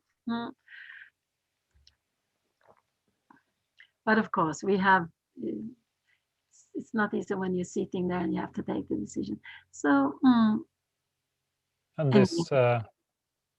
We saw the last moves of this game, so probably not very difficult to make a draw here. But it was very important, king f6, of course. You not allow white king to go to e5. It's always like this in endings where the king's becoming strong pieces. You have to restrict the opponent's king so it cannot be too strong piece. And now, he wants to stop the h4 pawn, of course. So, and now keeping the king so the knight Yes. doesn't. Well, he didn't want the knight to join the game again. So Yeah, no, this is very logical. You have to keep the knight out, and this is just so white is in time to make a draw here by playing against this bishop h3. yes. So well, it looked quite promising for Wiedenkeller in the right after the opening, but he didn't get much after that. And no, I think that Yuri Yakovich, he was thinking some time. He was taking his time after long castling, and then he find the plan, which was good. No? He played his knight f5. He changed one bishop, and white couldn't find a strong idea against it. But it's difficult with so little time. So, but black chose a good plan, which worked out. Yes.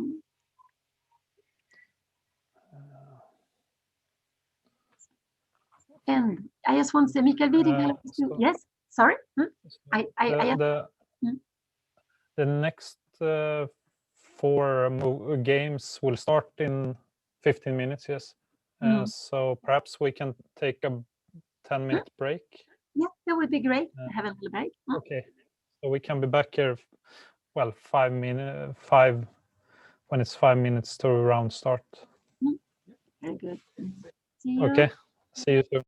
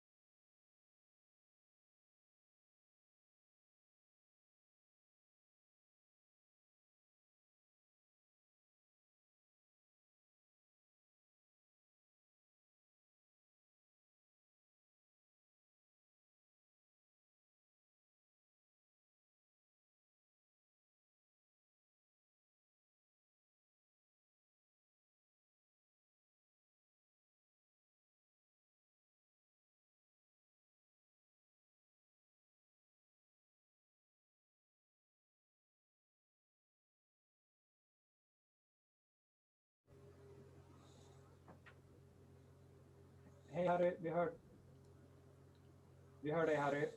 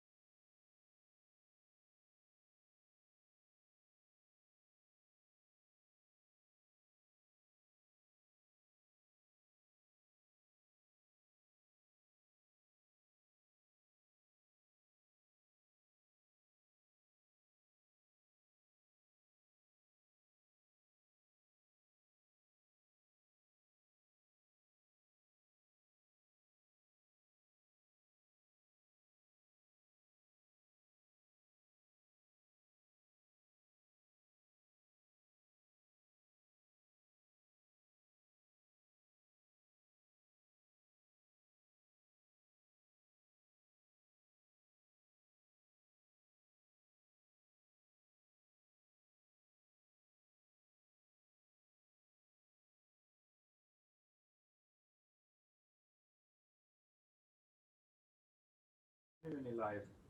Okay, so we are back here from the Rilton Winners Cup, and we have been doing commentary here on the first 4 games, and we will soon see 4 new games. We can see in picture here that the first game is between Tamir Nabati and Evgeny Agrest, and I believe that Nabati was the winner of last Rilton Cup. Last year he won the Rilton Cup, and well, I have played him myself. I played him in the was it the Olympiad last year, I guess. And Evgeny Agrest is of course one of the strongest players in Sweden, but I was probably still too young when he won Rilton Cup. I don't know which year that was. Yeah, that was 2001, 2002. So you were very young then. Yes, even though I had already started to play chess, but I was maybe in the first or second grade in school. And Joel Benjamin, I only know him by name, so to say. I have seen perhaps a few games that he has played, but never played him or played in the same tournament. But perhaps you have a better knowledge of Yes, these players. Yes, no, Joel Benjamin he used to play in the the American Olympic team, and he's also born 63. So I remember that a little easier, the same year as me. And I played with him when we had this memorial tournament for Erik Landin 90, which was organized by Vasa Chess Club, maybe together with the Stockholm Chess Federation. And then Joel Benjamin was one of those invited grandmaster who came. And he's actually one of few who has won the American Championship, the junior, the normal one, and the veteran one. He became a veteran U Championship this year. Okay, now the game are already on the go. So now we have a game between Agrest and Nabati, and English is a popular opening today in this tournament. And this E3 move, so I guess it's kind of a Reti variation. Bishop B2, Bishop B7. So I guess one idea is excuse me, to play G. Sorry, I will need to help Juan to start the game. His game has not started yet, yes? Inom en minut. Dentro de un minuto, Juan. Cierra la puerta. Sorry.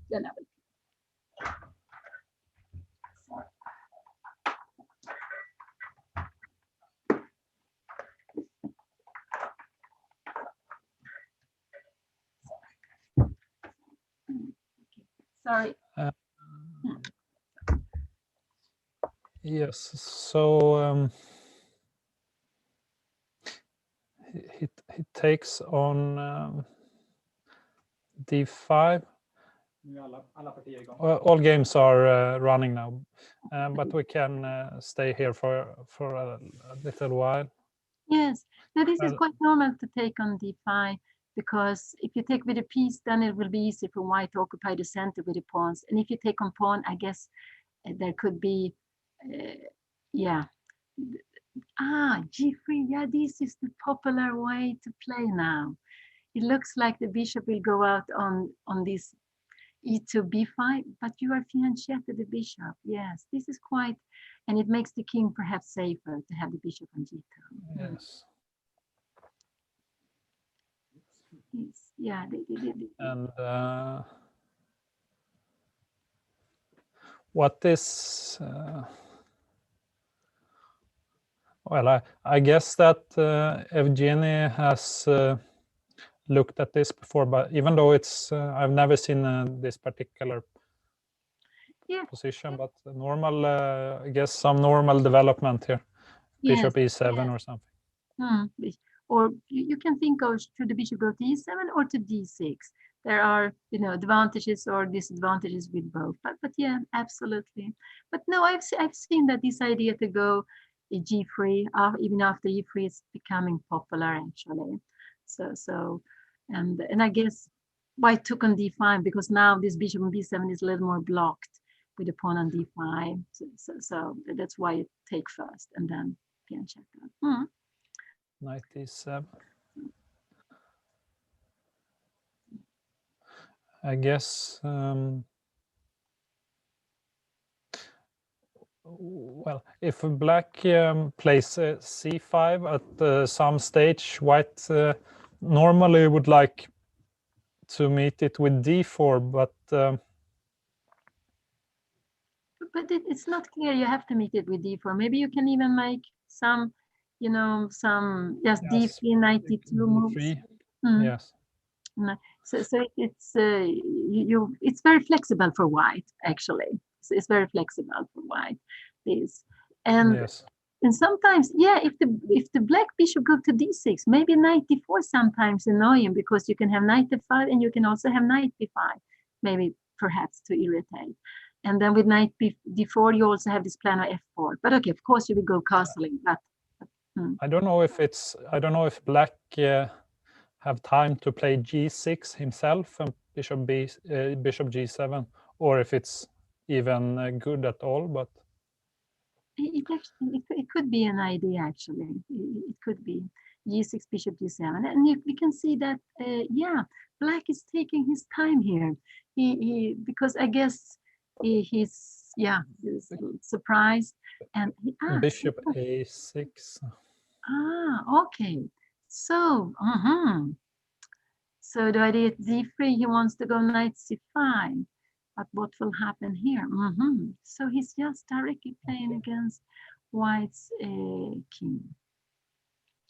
But I wonder here. But you can.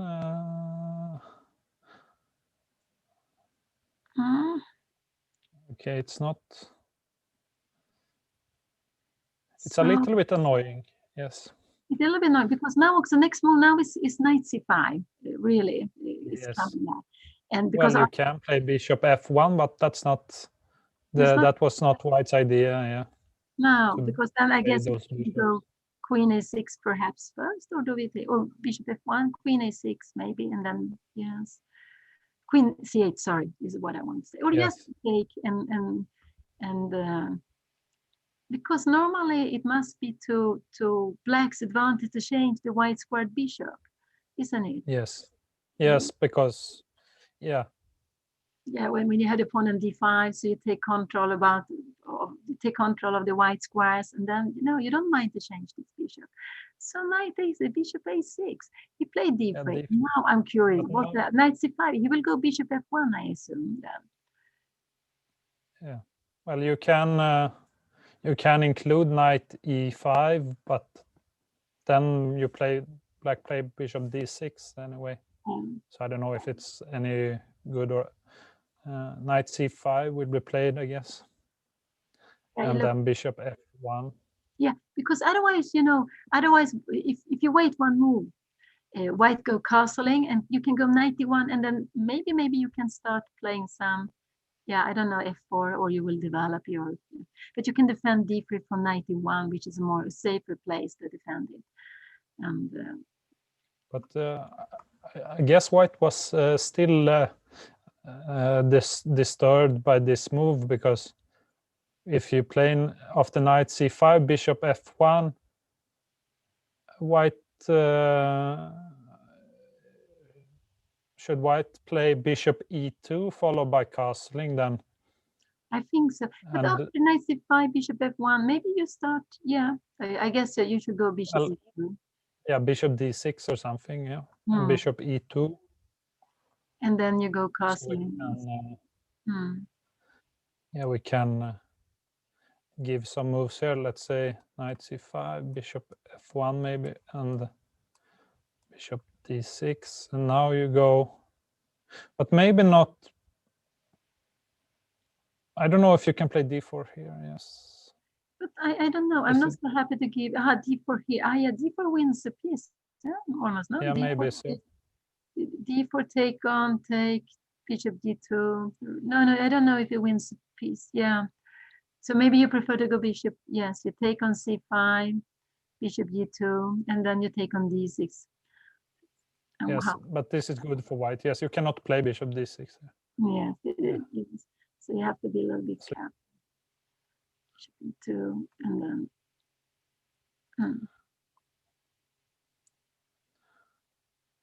castling.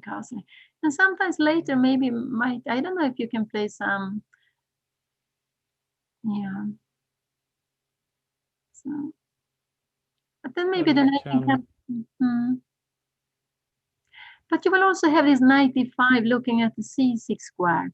So after 95, where are you going? You need to go some, queen d6 perhaps, yeah.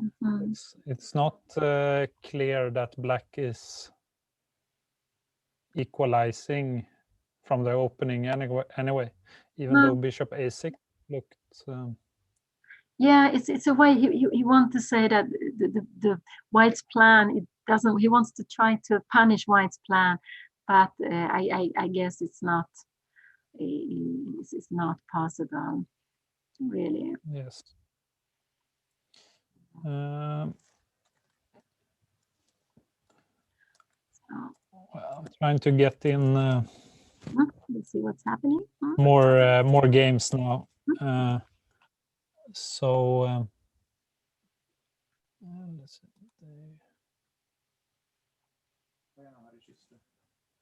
Ja, precis. Vart tog den vägen?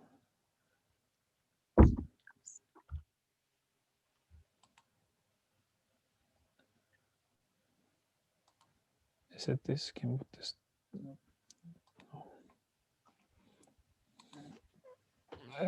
So we're trying to get in the game between Harry Schüssler and Benjamin Joel here. So Schüssler is playing white here, and we see this, well, it's like Queen's Gambit declined with this a6 move, and I believe that Swedish Grandmaster Nils Grandelius recently released a DVD on this variation, which have been played sometimes at high level.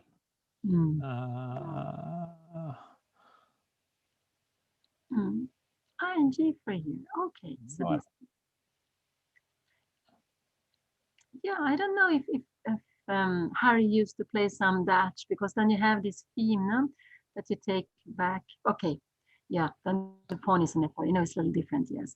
But okay, so if you take on f4, you will take with another pawn, and you will have very much strength from e5.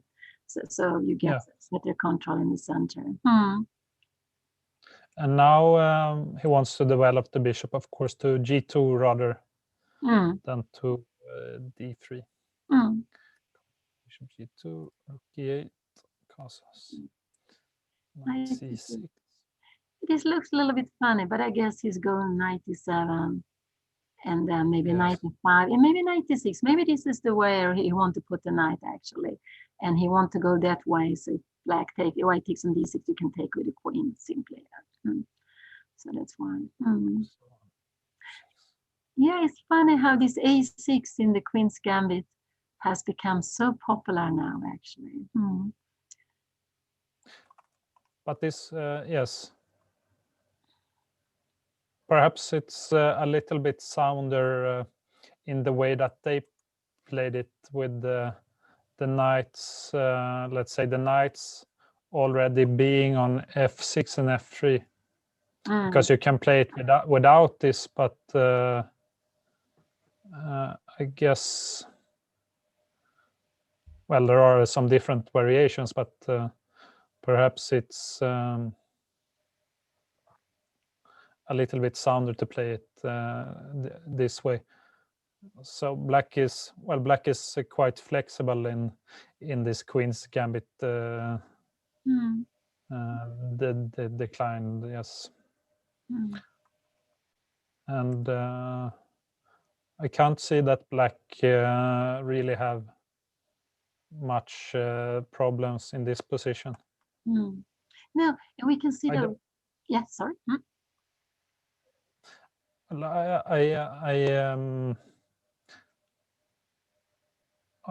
yes, I can't really. I don't really know what White's idea is here, because to my eyes, black has very easy development from at this in this position. Yes. I don't know. Maybe yes, to try to get the rook to d1, but I also think it's fine for black, and that's why rook e8 was important. So you don't have this 95 bothering anytime. Now it doesn't work. So yeah, it looks very fine for black. Now b4. Yeah, this is a little bit kind of, yeah, I guess the knight is going to c5, isn't it? Perhaps. So, and you're a little bit restricting, but at the same time, there is also a hole on c4 if black can get a knight there. But I guess also the plan is maybe to go queen b3 and then a4 and b5 if it's allowed. Yeah, it's putting pressure on b5. So maybe queen d7 or. Yeah, because you can't go queen b3. You need to defend d4 first. So this is and if you go e3, then maybe black move the bishop, and the bishop on f4 is it doesn't have so many squares to go to. So maybe yes. I don't. Maybe you need to take on d6 and go e3 and queen b3. Yes. Oh, sorry. So you can go queen d7 and then you take. And yeah, you take with the queen now. Yes. And okay, here you can go knight a4, knight c5 also if you want, but there will come some b6 in there. But if you want to defend, if you want to go queen b3, maybe, I don't know, if e3 is a move. But yeah, I don't know, it looks, well, it looks fine. Probably not critical or worse for white, but it looks like white or black didn't get any serious problems here. You should always be able to, let's say if you move knight a4, you should always be able to defend the queen side quite easily, I guess.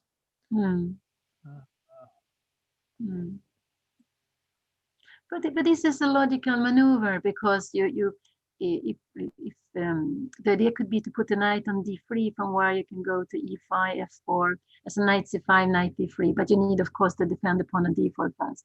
But this is very typical in this kind of position, knight c5, because if you move the b pawn, then c line will be more weaker for black, no, with the rook on c1, maybe queen to c2 also.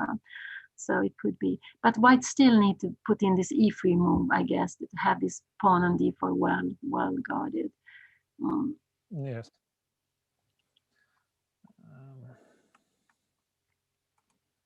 So let's see. We can see how it was. Like this is what. Did he play this, or this is our? No, this is our analysis, I believe. So, Yes, I'm trying to. yeah, I wanted to say that Harry Chrysler is the earliest winner of those who play here. He won Rilton Cup 78, 79 already. Okay.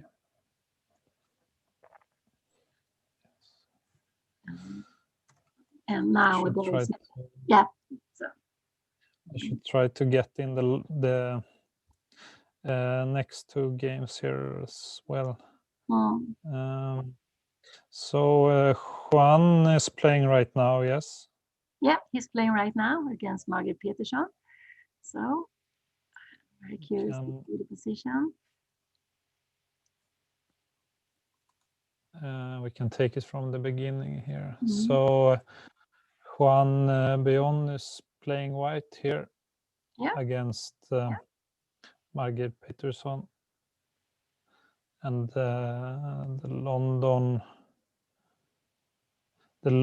variation, but this is something something else, even though not unknown. But it was very popular for I don't know how many years among the English players to play these setups. So I guess about maybe Hebden, maybe there were others also who like to play this nice free, and then if you don't play Pirk, normally you go D5 and you have these setups where so and I yes, the idea is perhaps he is realizing the opening idea in this game to go well to he puts the knight on E5, but he went H4 here. So this is a possibility to go H4, absolutely, because H5 could be annoying, so that's why Black decided to go H5. But that means that if you're the G6 is weaker, simply. Yes. Well, white, you want to attack the black king, but at the same time the position is closed, so it's not like black is getting mated very soon, but there definitely is some not very, let's say, symmetrical position. So you have, I guess you have ideas with white here. Yes, he played F3 now, so I don't know if G4 is the I like the what you would like to play if you have control in the position, but bishop e6. Yes, see, Juan played G4 already.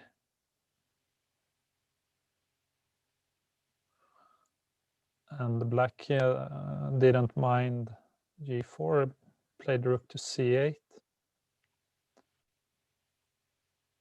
Takes, bishop E5. Takes. Okay, so was this pawn possible to give for white, or was it something that he missed? I don't know. Sure what happens. We'll see what will happen here. It will be. I guess he will take on. He will have to take on G7, and it takes with the king.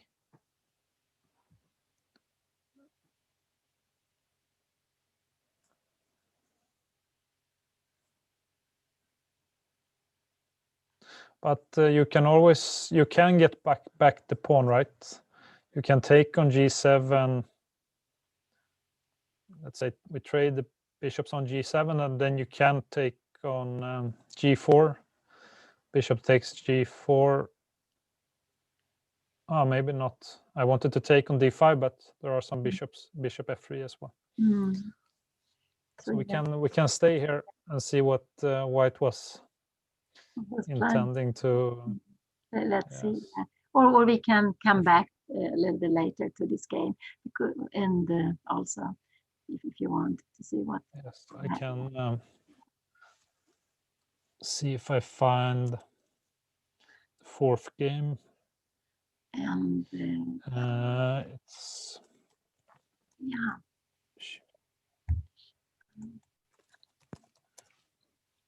It's the game between Shimanov and Moradiabadi.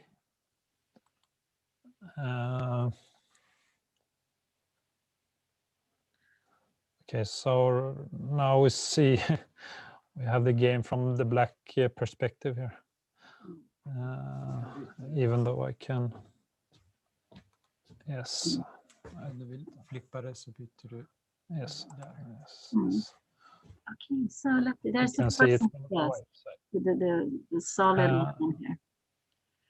So this is the win over variation in French.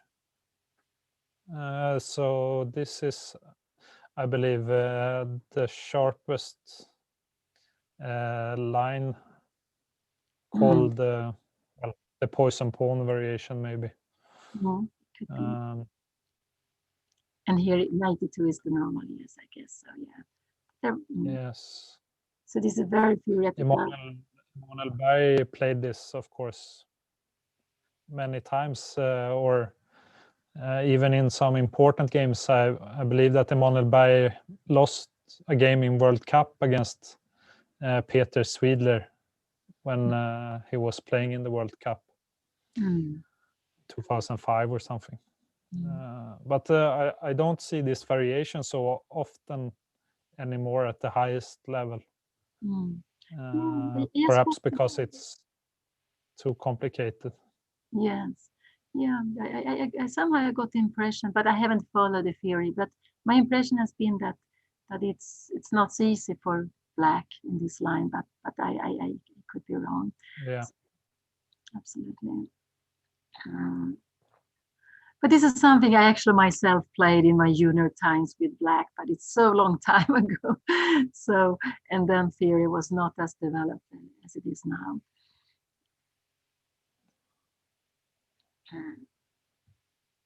But we can see that it's huge different with time, no? Who has been spending more time here. So it looks like white is more. Yeah, it is very typical. You come back with queen to d3, and it's just fun. He just pushes his pawns all the way. And this is why white missed the development. But you have this tremendous h pawn, but where to go with the king? Yes. And how to, I mean, if you could, you would like to play with the g pawn also, but it's so much slower. Rook 1, knight f5, h7. H7. And he played it immediately. This was very, he played it like directly. Is it, what is coming now? Is it g3, bishop g2, or what is coming? Yeah, they have played some more moves. They have played g3. Sorry, I didn't realize that. Now I see it. Yes, of course. Yeah, we are just four moves behind. So we can get to the current position here. So this is the position. Yeah. And black is shorter on time here. Yeah. Down to 3 minutes. Yeah. It's so complicated, and they have not so much time for black in this position. And we can see it's not so easy, because if we would go like, but do we dare to go some rook g7? Do we do that? Queen g7, I wonder. Can we go queen g7 and then try to take the pawn? Or is it something you would like to get rid of this pawn, yes. But there is, I don't know if there will be what's happening with the d4 pawn, because maybe this is the plan. You give the h7 and you want to get the d4 pawn. So maybe this is just plan you have to perhaps go rook c5, take on c6, take on d4, or maybe even take on c6 to give exchange. If the black queen moves from f8, yeah, that's what I was thinking. But here also, Okay. so it. But he played the queen f8 in the last move, so I guess okay, he played f6 instead. F6. He wants to play against the king here in the middle of the board. Yes. Well, yeah. it's probably not. It's probably not a bad choice in, let's say, with short time controls to play a variation like this, because well, the advantage is that the black king is usually quite safe. I mean, if white misplay a position like this, it can easily get under some kind of an attack. Yeah, because we see they're all. The big advantage is probably like here that white got this pawn on h7, or white usually can advance with the 1 or 2 pawns on the king side, but he's stuck in the center with the king. And I don't know, should you take on f6, or he will take with the queen? Take with it. Yeah, I don't know, what would you take with? I was thinking, yeah, I guess to take with a queen, but I was wondering, if you take with a queen, can I go some rook c5 here? Okay, so you can. I was just wondering if I can do that. Is it somehow rook c5? But I would be a little bit worried with white here. I don't really like that. I can't move too many pieces, because this bishop on c1 is also restricted, and I can't push g4. Yeah, it is very important. If g4 would have been possible, it would have been difficult, yeah, for black. But it's very important for black to keep the pawn on g3, and you have this nice knight on f5, and you put pressure also on the g line. And we see that the bishop on c1 is not really playing, but it's a very good defender on a3 and also f4. But so yeah, I guess that's the right idea to open up. But how should white answer here now? Yeah, white doesn't really know what to do. Yes, and white have also started to spend the time now. Yeah. I guess because I believe that this is kind of a keep position. Could absolutely be. Because if you don't find any good moves, black can like either just capture maybe the pawn on h7, or even like if you can break in the center, it might be good, or who knows, like if you can play take on f6 and push e5 during the right circumstances. Absolutely, against the king on e1. Yeah, that's a dream for black, if black can manage that. So it's a little bit, yeah, he's now. Of course, white is always like keeping an eye here on the black king as well, and yeah, b7, so you cannot really move the knight from c6 very easily here. That's why, well, you would like to find some tactics here, and he took on c3. Is the idea maybe to take on b7, or is that the idea? Knight takes c3, b takes c3, and rook takes b7. Oh, what a move! Knight takes c3. That's why he was thinking so long. Because if maybe you can't. I don't know. Should you take, or maybe you can't take? You can maybe take on e5. I'm not sure. Yeah, you can take on e5. I guess you will. But then maybe knight e4 or something. But I don't know if you want to take. I took on e5. Yes. Yeah. You want to open up. Or maybe you can take back on e5 as well. Yeah, I thought this was because if you go knight e4, yeah, you can go knight e4. Absolutely, also this you can do knight e4. Maybe this is. I wanted to play the knight to c5. Yeah, Like this would be dangerous. yeah, I just think knight take e4 looks very normal. So I don't know what will happen here, but it's so. But okay, he take on f4. If you take back, maybe you can you go? Did he take back? No. White is. He's still thinking here. White is still thinking here. Yes. So yeah, this will be very, very exciting. But I'm not. It looks messy to me. I can't see that white is. But what would annoy me with black is, of course, this pawn on h7, because if the game continues and this pawn remains, it can easily be decisive in the end. Yeah, because it keeps the rook on h8, so you have a passive rook here. So of course, this pawn you need to, in one moment you have to get rid of it, or you have to be able to take it quickly afterwards. So otherwise, pass pawn on h7 is very, very strong if you can let it stay there. So yeah. Should we?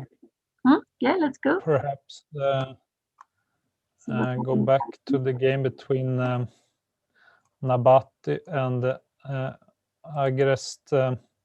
Here we saw this bishop a6, but he gave a check here on b4 instead, and then knight c5. So well, you can't take on b4 now because you have you can take on d3 with the fork. So bishop f1 takes and castle. Perhaps it was I don't know, good for black to include an exchange of the dark squared bishops. I don't know. Yeah. Okay, he made a position because more the bishop would have been a little bit annoying with the bishop on b2 on this diagonal and just standing with your bishop on e7. Okay, so he played e4. So they have.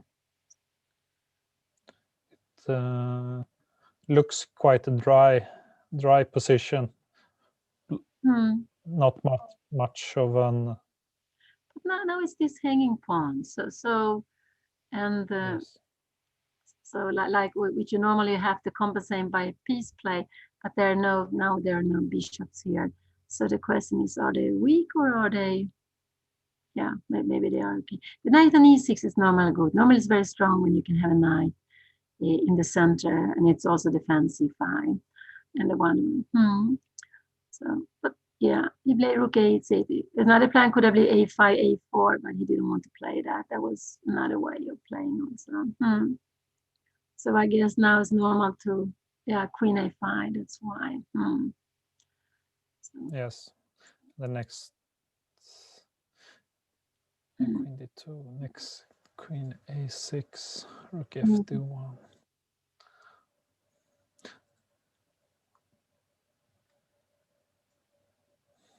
And it's also good to notice that the rook on d8 was defended by knight on e6. So this knight on e6 is just very good. I think it's a good piece for black now to keep the position together. But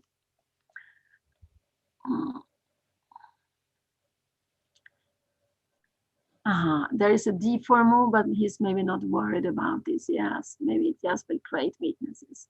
So he took that way. Well, he played d4 now. So black have this passed pawn, but white wasn't worried about that. Perhaps these pawns can still be weak or controlled at least. Yeah, no, man, there is, There's also a square here on c3, yes.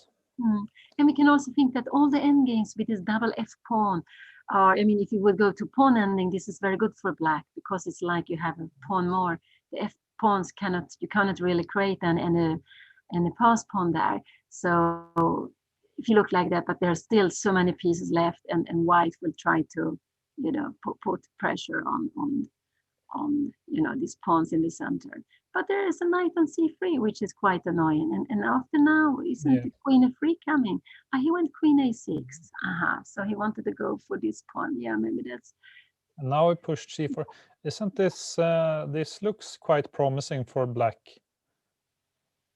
Yeah, I was wondering because if you if you just can have this pawn on d4, which is also protecting the knight on c3.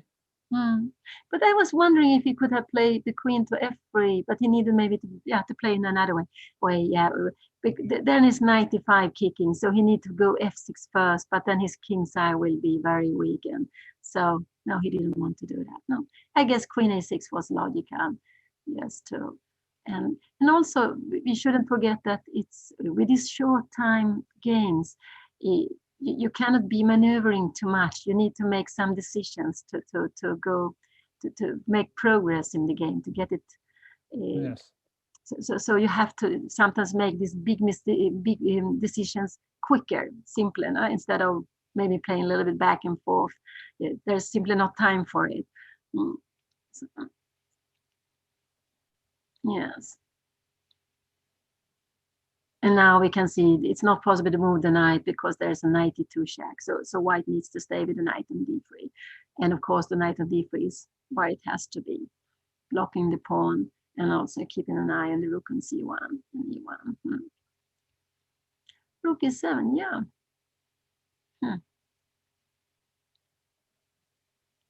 So his idea is to get some, I don't know what would happen if you, what was the last move here? Well, we have some more moves. Rook e8, he's challenged this rook, and rook e1. Traded one rook, and then he pushed a5. Yeah, but here it looks like, black has so active pieces here. a3, h6, yeah, this is logical. f5. So white's chance is to try to get some counterplay against the black king, perhaps at the right moment. But rook b8, yeah, this looks very logical. Oh, sorry, black have. So what happened actually, here? black have won this game now, as we can see. What did he play? Rook b8, rook e8, rook b8. Wow. Rook knight f4, queen a2. What did he play? He took on d4. Oh. But there was also rook take e1 check. Yeah, but okay, this is. Yes. So. That was also possible. Yeah. Yes. Yeah. So this was. But knight e2. Well, it looked like white lost the control. I don't know if this move. You were not forced to play knight f4. Yeah, no, what it is, he's worried about d4, and he doesn't. Yes. So this is why you go knight f4, and with the way with like taking away one knight, he hopes there will be less pieces on the board, less pressure. But then after white has this, black has this knight d4, knight c3, and this d pawn is absolutely strength. And we can also see this queen on this diagonal, a little bit like the game we saw between, was it Volkov and Krasenkov? Yes. That is d3 weakness. In this position, maybe we would have preferred to have the pawn on h3 instead, because there can be a lot. Without the light squared bishop, there are. Yes, you with the queen on this diagonal and some knights jumping in, the white king is not very safe. Yeah, exactly. So, but then we also saw the difference with time.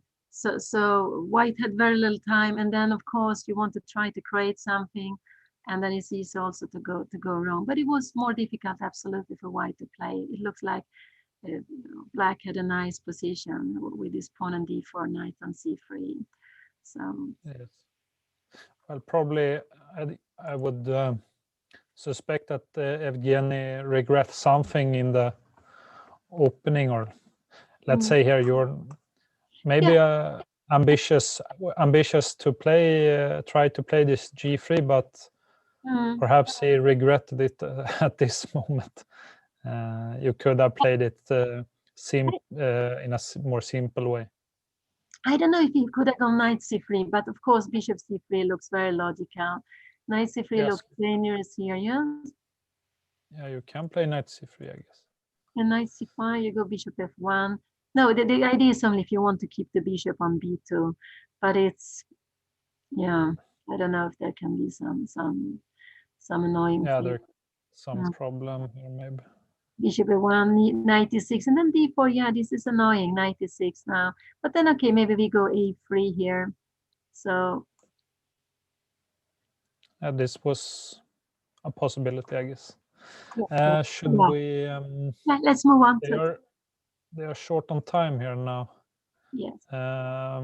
This is the game between Schüssler and Joel Benjamin. Yeah. And in general, if you just can, I guess you want to go queen d4. Oh, yeah. You can even go queen c5. Yeah. He went bishop h3. Oh, this looks. Can you play the e3? Can you go e3 now? No. Queen f6. I would have put the queen on a black square. I think this is very worrying here. I would have liked to put the queen on d4. Before for what white. What would have happened if I played e3 here? Can I go e3? No. Is it a problem? E3 looks, yeah, it looks good. Because you need the king on g1. With the king on g1, you could change queens, but with the king on h1, it doesn't work.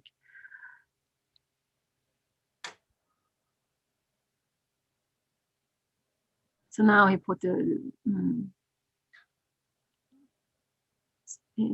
Well, I guess white is happy with the draw at this stage. Yes, absolutely. King g7 he played. He mean yes, that you don't have any moves here, and maybe he needs to go bishop d2 back.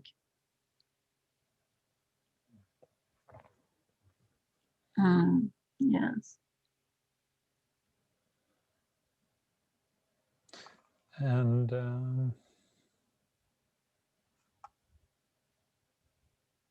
yeah, so black would like to push this e pawn, but at the same time he will have to avoid perpetual checks that white can give you the queen, I guess. Yes, now for me it looks like it took an a. Isn't this is just a now? Yes. No, it's just a draw. Yes, you can give checks. So the game will end in a draw. But I was still wondering what about this e3 move at the moment when white played bishop h3, because now it will be a draw. I don't. So that was a draw. We can see. Okay, this is Juan Beon's game. Yeah, he's having changed that. Yeah, he looks very tough if he can get something against the king. So. Yeah. Well, it should be lost for white, I guess. The only, well, he has better time, so of course there are. You have, well, it's maybe not so easy with. Now it's very low on time. So he made a move with only 1 second left on the clock, and he gave up this e7 pawn. So perhaps, but now it's mating one. Yes, wasn't queen h7? Wasn't that mating one? Yes. Yes, that was mating one.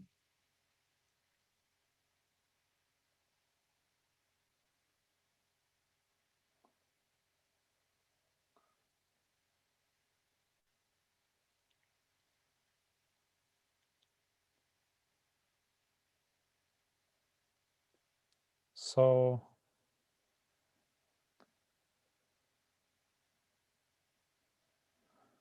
what happened now? White just got a chance to give mate in one move, but now I don't know if it's possible to get a draw. Maybe it's a draw now.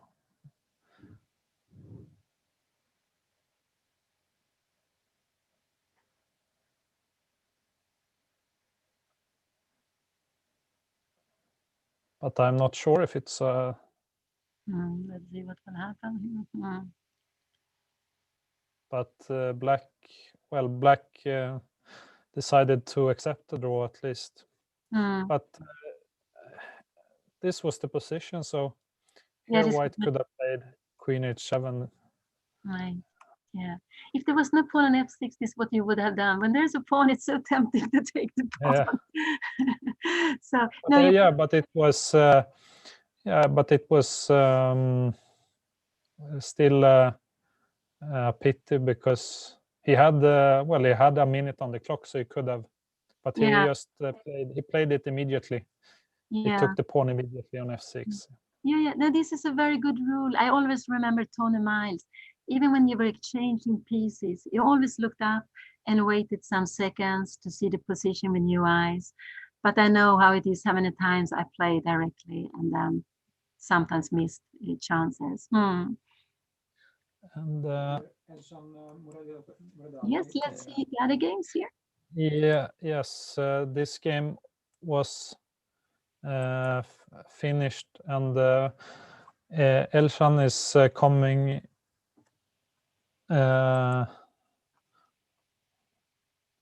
in here to talk about his game. Very nice to hear. It was such an exciting position, such a crazy position with so many pieces on the board, yeah? Och jag tar med Tamir Nabati också, båda vinnarna. Samtidigt? Ja, men kör Elshan först. Jag tror han verkade mer. Yes. Men den andra får vänta. Hello, can you hear us? Unmuted. Yes, you will have to tell him to unmute himself. Can you unmute? Yes. Hello. Hello. How are you? Yes. Well, we are fine. How are you? I'm good. I mean, I wish I had played better, but I have no complaint after winning the game, I guess. We are trying to keep keep your tempo, but it was very difficult. So, and the game looked very crazy or messy. I made a bad move in the opening, which I knew, but I played anyways. You know, I just wanted to take as much risk as possible. Well, it was a bad move. So it's all well-known theory, and he knew it all the way. It's all well-known theory. Keep going, keep going, keep going, keep going, keep going. And here I must go. Okay, hold on here. Before rook g6, after rook g6, rook b1 is a bad move. I knew it's a bad move. I have to go h7, rook h8, knight takes d4, and that's a draw, forced draw. It goes all the way to move 36, forced draw. Okay. So you wanted more than a draw, yeah? Or I mean, I wanted a complex game, and you know, after you see how Dubov plays, taking all these risks he takes, but he hopes that his opponents would know less than him, although he may be in a worse position. So I play rook b1 is bad. I'm worse after this. And now after h7, rook h8, g3. I think if he goes bishop e8, f6, he's better. Knight ce7 is a mistake. Now is complicated after knight ce7. Okay. Queen c5. I was very proud I found this rook before. I think I'm outplaying from here. Move 20. Rook b4 is good. Knight c6 is good. I think he had to go queen e7. Queen f8 is a mistake after move 21. Rook b8, queen f. I think he had to go queen. I think he didn't see my knight takes c3. If he goes, yeah, he missed this after. I was very proud of finding that, and then I blundered later on. I mean, I was. And the same after queen g7. You also take, or. Yes. I think must work. I think that was my intention. So he takes, and then we have and then here is time pressure. God knows what we did after this. My brain stopped working here.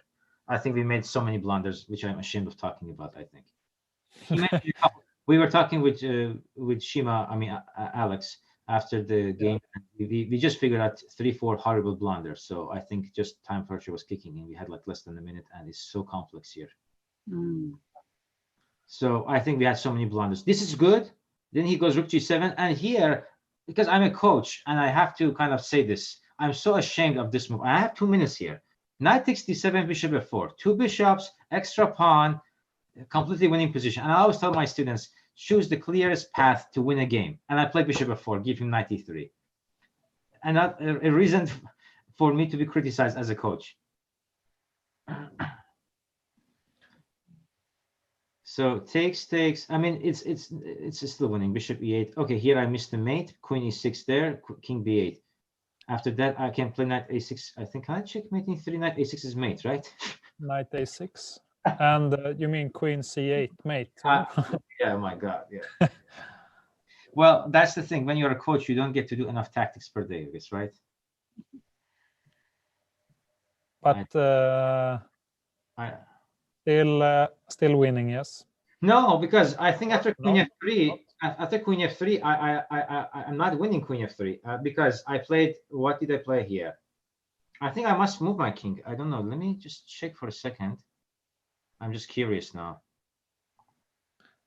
Yeah, I'm not winning anymore. And here I blundered actually. I played rook b4, and now he has queen e3 check. He can pick up my rook. I think it's not complex. He can go queen e3 check, g1, g2, and take the rook.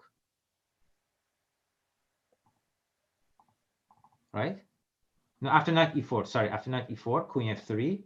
After I go rook b4, he can give a check on e3, queen g1 check, queen g2, take my rook. So say queen f3, and you will play.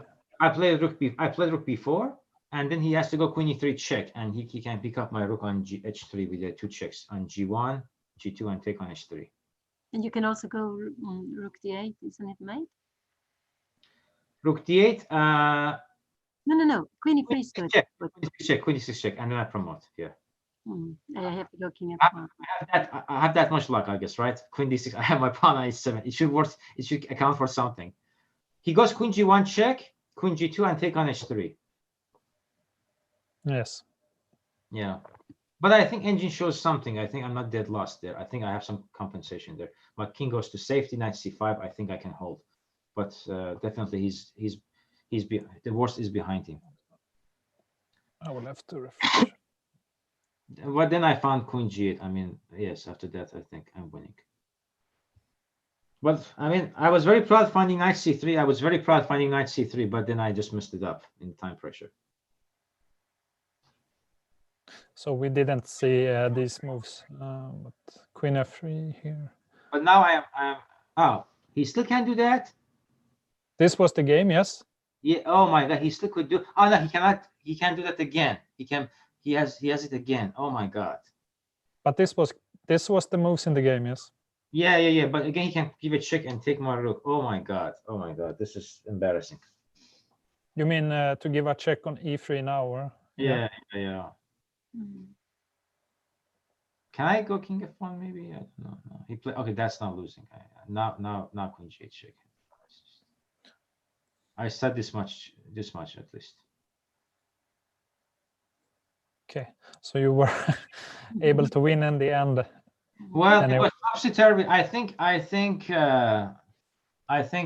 kind of happy that I played like this because it was entertaining for those who watch the games, and I'm not an e4 player, so it was a good surprise. And I was expecting some Caro-Kann, which he always plays, and he decided to go for this sharp line. And I remember from teaching my students for several times that line is a forced draw, but just didn't want to make a well-known theoretical draw. So I think it just worked out at the end. Yes. We mentioned, we only mentioned that this pawn on h7 may always become like very annoying for black if you can't get rid of it, which he didn't. And this pawn on h7 was decisive in the end.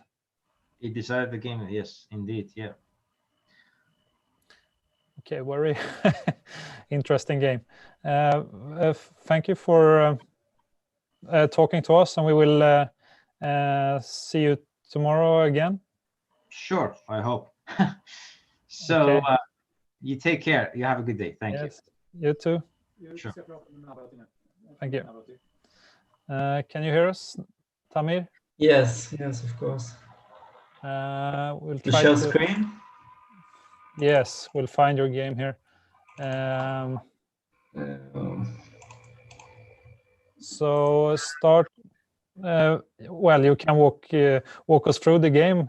For us, I guess we were a little bit confused what was happening already from the opening.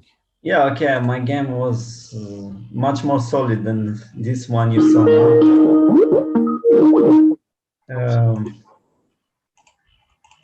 For some reason, I cannot.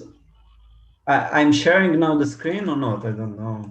Yes, we can hear you. Okay, but you see screen? No, I cannot. No. You, Sorry, it's not possible to do it's that. not possible for you to Yes, share the screen, but I. Okay. So. Can you see, okay, basically, I don't know. This year G3. I mean, of course, this line can be arised in many different variations, but here it's a bit strange because now after bishop G2, like was in the game, I have bishop A6, and I don't see like a reason, like better move than just to come back. I mean, and I don't know. I think like after G3, it's only I can play for something from the opening because okay, after bishop b4, bishop c3. If you play knight c3, okay, knight c5. It's like only can be worse. I mean, yeah, so bishop. So you play bishop c. We were wondering about knight c3 maybe. You Knight c3, knight c5. Okay, you need to go back. Bishop okay, F1. but to keep these bishops, it only can be in my favor, I think, because okay, I can play even knight e6 now if I want. Yes. And you need to play like a3 or something. I don't know. Okay, a3, but so what? Bishop e7, and you Yes. need to play like d4 at some point. Yeah. And okay, what your bishop is doing on b2, so it's like. Yeah. I mean, my knight now is very well placed on e6, and he even didn't finish his development. So it's like, I guess it's some dubious line for white. And okay, after bishop c3, knight c5. Okay, again, you need to go back because knight e5, I had some. I just can take and. Something like queen this, I don't know. I have many options there, even just castle. Okay, so you go back, bishop c3, knight c3, castle. At some point, they will have to play d4. You play before bishop e2. Okay, you don't want to take with king on f1, but okay, it's more or less the same type of position after bishop f1, king f1, knight e6, king g2. It will be almost the same. But okay, but I think I have completely zero problems here. And okay, after you play bishop e2, knight e6, d4 takes. I was sure he will take with queen, but he took with the knight, which is also I don't know, because also the knight is not so well placed there on e2.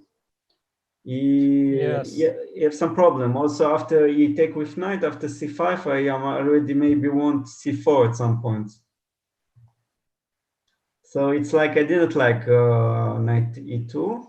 And the problem was also that he had. I think he should play for like to equalize somehow queen e2, and after c5 just to make castle, cd, and knight d4, e d4, and equal position. Yes. Or something like that.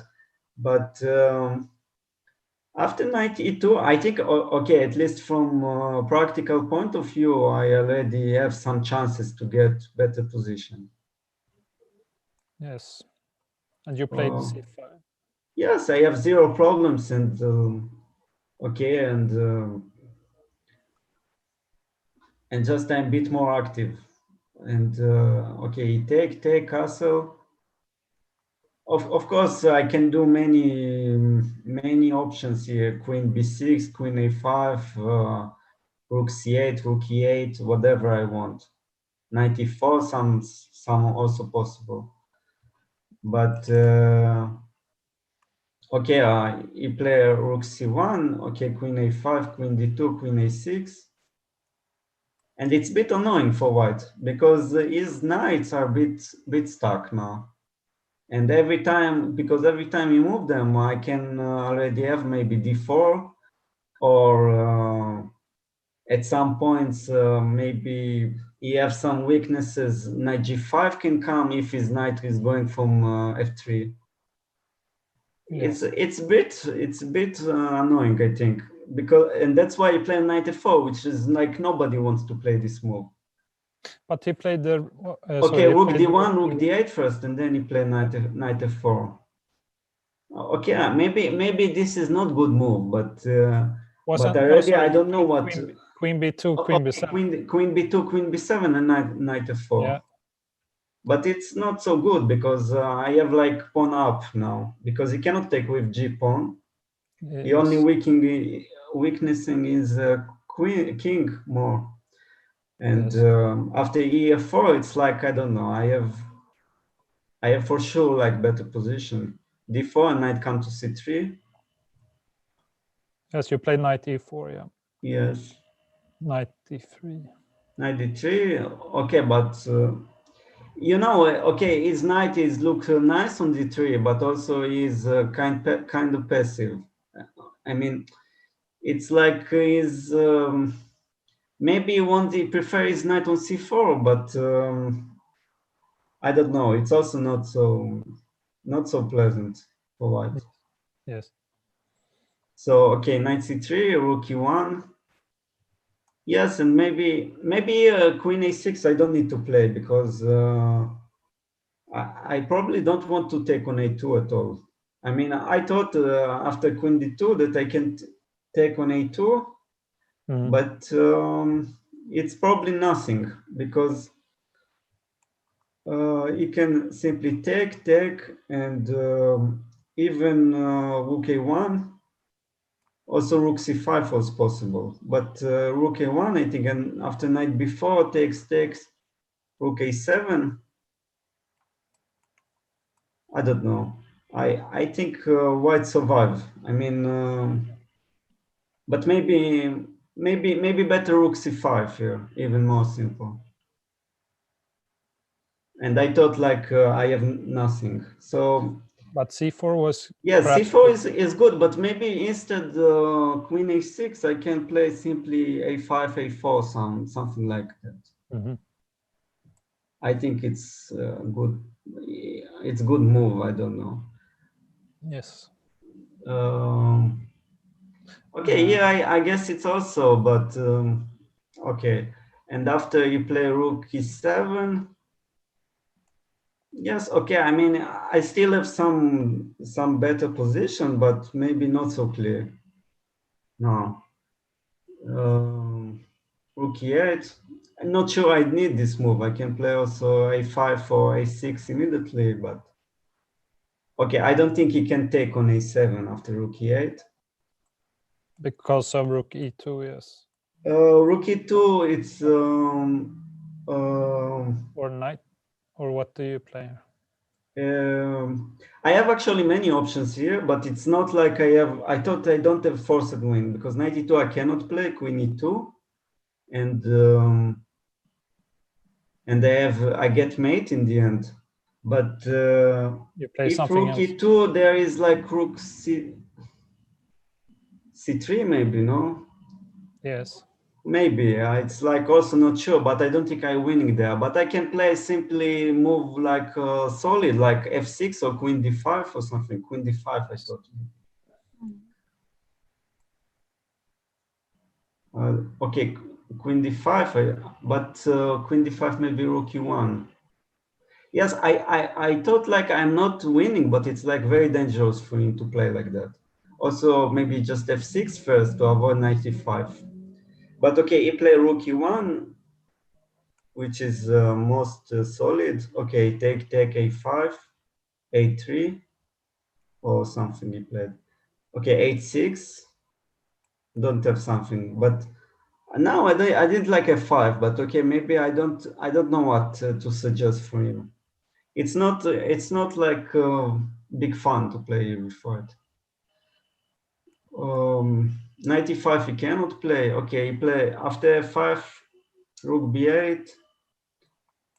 I don't know. You need to go back already, I think. Rook e1, or yes? Yes. Yeah. Because you have no options. It's like I'm just entering there, and I don't know. It's very difficult to suggest move for him. So Yeah. I don't know.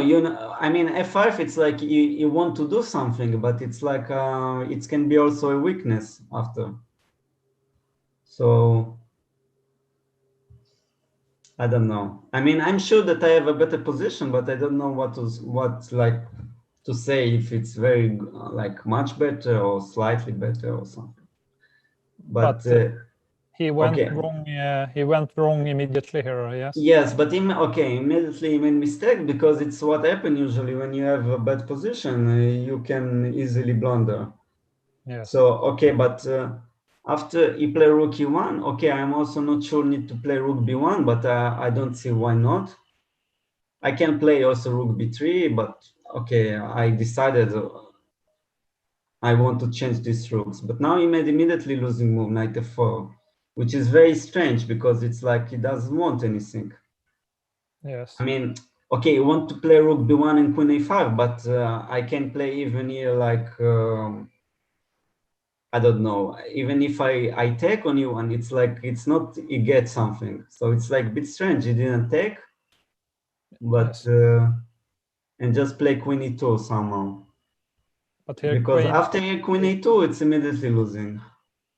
Yes. It's just simple deflection, not nothing special. But if he instead knight f4, he take on b1, knight b1, queen e2. I mean, it's not so clear, because okay, I can take on a3 the pawn, but I don't know. Maybe you can get some counterplay, some queen e8, knight e5, possible. I'm not sure exactly, but it's still. I mean, it's still there is a game. Yes. Of course. So I mean, it's not like something special happened. Queen a2 is not difficult move. In the end, you can. Yes, of course I can one. take, but I play more simple. Yes. Yes. But it looked like quite good game from you. More mistakes from white player. Yes, okay. I also made some not accurate moves, but anyway, I didn't have any problems, any opening problems with black, and I like didn't do anything special. I don't know. Okay. Thank you for today and for showing your thoughts on the game you played. Okay. Good luck tomorrow, and we will perhaps see you tomorrow as well. Okay. Yes, of course. Thank you. Okay. Thank you. Bye. So we have Margir Pettersson with us. If he can unmute his unmute. Yeah. Hello, Margir. Yes, hello. Hello. So we were trying to follow. We just saw the end in your game, which looked a little bit dubious, the last moves. But perhaps you can help us through the game from the beginning here. Yeah, well, I was just completely winning, and I somehow played just in time scramble, I just made just to do something. Yes. So yeah, I think Black's attack is not it's not correct. It's too. You mean the white attack? Yes. The white attack, yeah, it's so it is like a very good dragon position for Black. So I play the dragon, so I was not so unhappy about this. I was wondering here, no, wait, can I wait here? This position is after knight to g4? Yes, I wanted to take on g4 and knight d5, but it's probably just bad for white, yeah. Yeah, it's you always have bishop f3 in the end. Yeah, but there's a check on e7. This is why I don't want to take on g7. So you mean yeah, but that's white is fighting for a draw in that position. yeah, no, I could imagine that. Yeah, I could imagine that. That's yeah, it's like you don't do that again. If you do that against the dragon, you are already. Yeah. Okay. So, yeah. So let's see what happens. So. Yeah, I saw rook h8. I had seen it before, so I was quite happy here. So maybe white had to play rook g1 first before. Yes, h5. Yeah. It was some inaccuracy. Yeah. Rook g1 and then you go h5. Maybe this is. Yeah. I guess yes. I think that. Yeah, that would definitely be better. Definitely. You're absolutely true. You're absolutely right. Yeah. Rook g1 was necessary. But it's because we see what happens. So then it's always easier to make decision. Yeah. No, h5 and now rook h8 comes just in. Yeah, rook h8. Yeah. And now I have this trick. Rook takes h5. So this is just. Yeah, now it's probably just finished for. Well, it's white found he found something to annoy me. Okay. So I think what he did is the only way to continue the game. And rook h1. Rook h1 is good. Yeah, he needs the h5. And I think I have to play queen c7. So I checked actually with the computer on chess.com, and queen c7 is necessary. And now dc5 is a good move. And f6 is the computer says knight f6 is much better. f6 is it's a bit of a concession. But fortunately everything hangs together. Yeah, so many pieces in there. So what happened after knight d4? It's just. I can just take on c5. You just take on c5. It's about the same as the game. I think rook takes h2 was necessary, because I have to take with the knight. The knight is kind of misplaced, but fortunately for me, there's no way for white to exploit that. So I can just take on c5 and now it's probably okay. I just want to play. I want to play bishop d7. All endings are just lost for white if I can get the queens off. Rook h1. I will just play bishop. I can just play bishop d7. So yes, I was wondering at that bishop d7. Bishop d1, knight d4, take, and e4, but it just goes bishop h5. Yeah, no, it's nothing. Yeah. Yeah, maybe something was there before, but this is Black has very good control. It looks like very good control for Black. Yeah. Yeah. Knight g4. Yeah. Is it possible for Juan to join, or is he busy right now? I don't know where Juan is. You want me to ask him? Yes, I will. Yeah, I can ask him. Absolutely.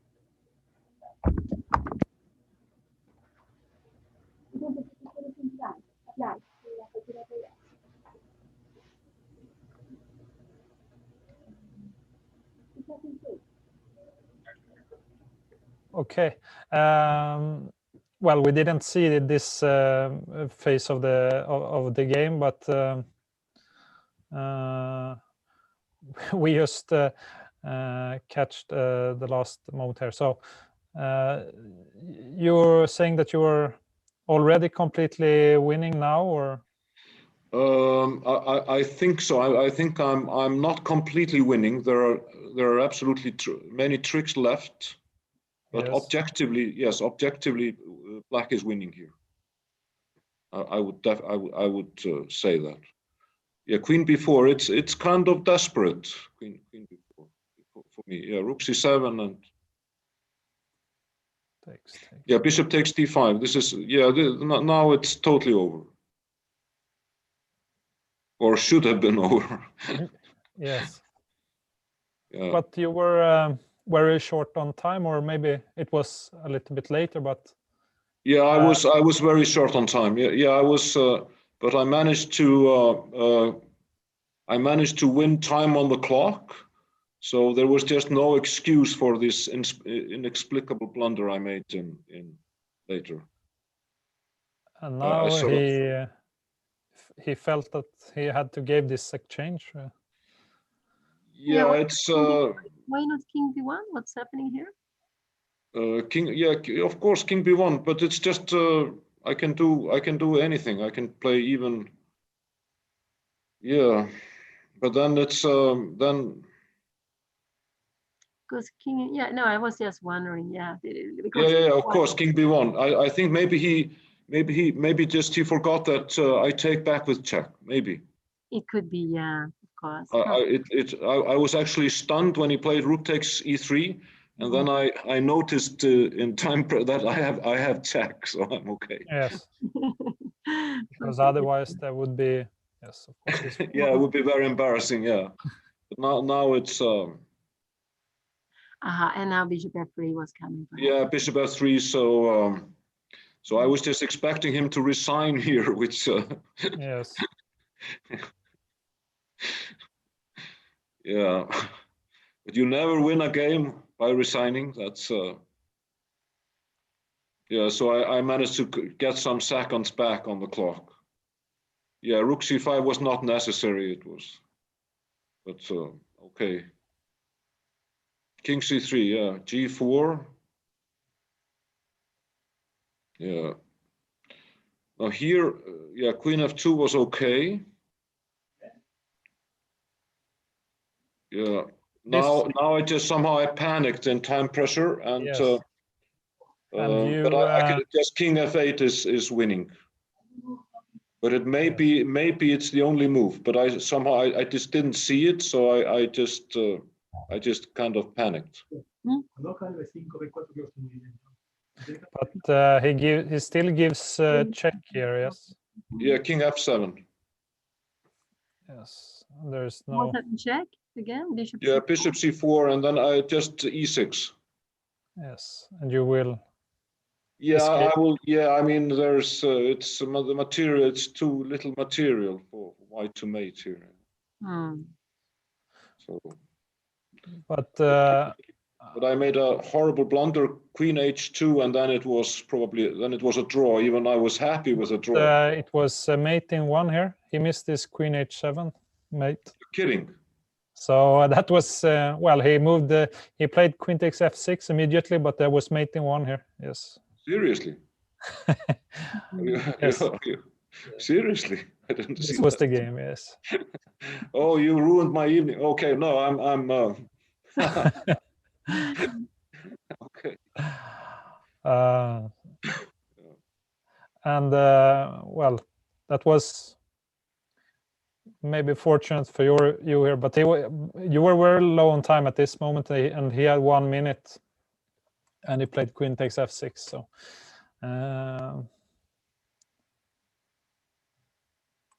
but now it's. We didn't know. I guess it's a draw now. Yeah, it's a draw. And you decided to go back. If you play king h4, that's nothing, or. No, it's just queen f4. Queen f4. Yeah, that's just it's the same. Yes, and you will have to go back anyway. Yeah, no, I felt I was just. Yes, after, but that was yes, that was a possible move. Okay, I didn't know about that. Okay, so. But yes, it was this. Yeah, queen h2 is just totally inexplicable, because there is actually there is no mate even. There is no mate on h7.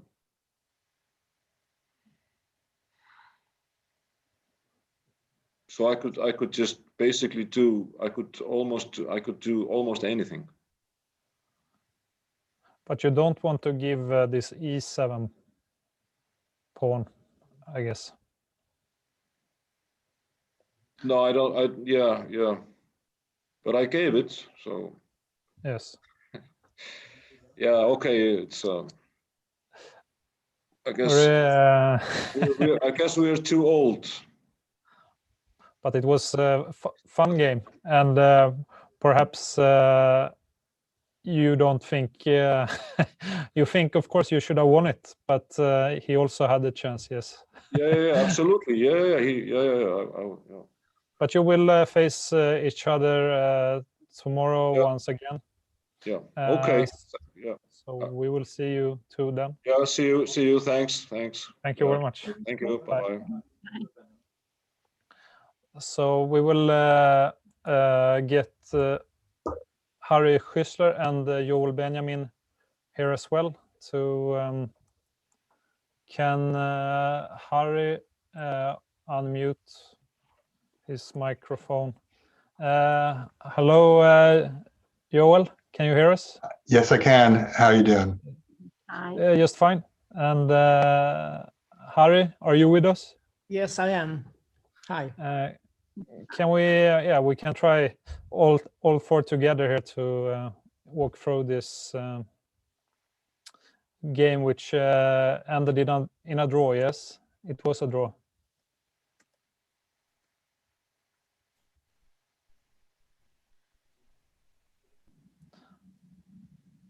This idea of bishop f4 and g3 was new to me, and I've never seen it. I don't know if that's a line or not. It was new to me too. Yeah, so okay, that's good.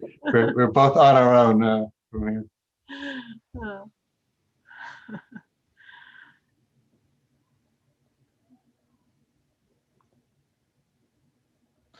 But isn't it a little bit like you are in risk of getting stuck with the bishop on g2 if you can't like get your targets in the center, or if you weren't able to play a move like knight e5? I don't know if there was some possible to go bishop g5 instead of rook c1.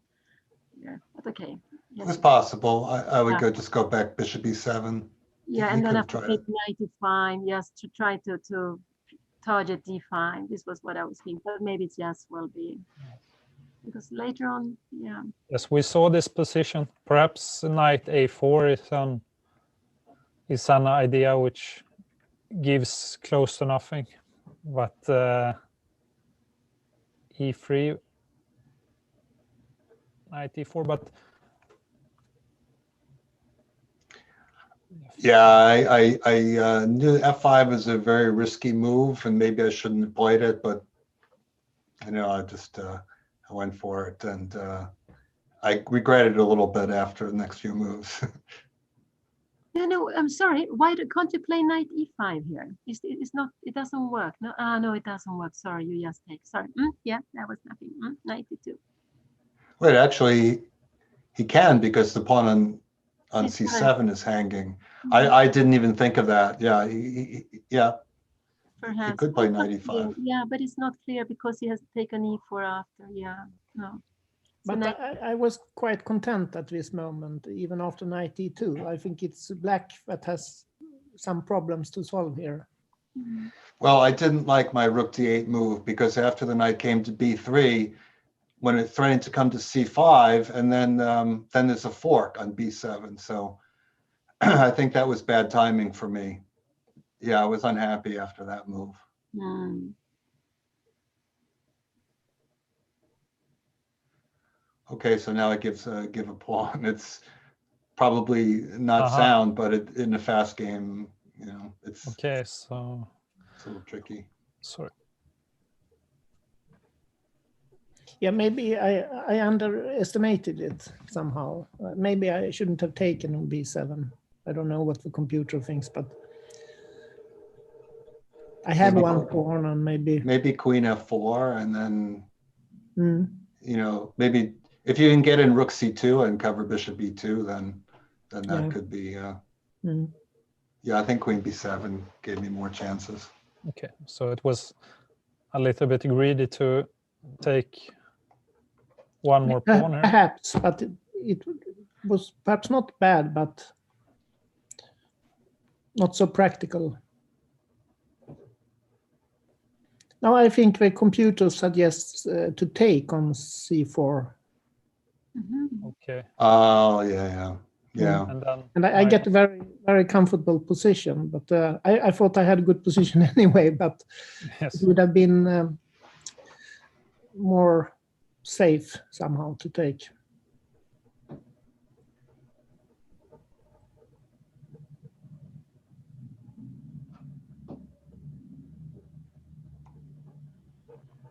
Now, of course, I have a problem with f2. And difficult to defend this pawn now. I thought we were going to have a repetition draw around here. Yes. Yeah, so, but I thought that I've been winning the opening somehow. That was my feeling.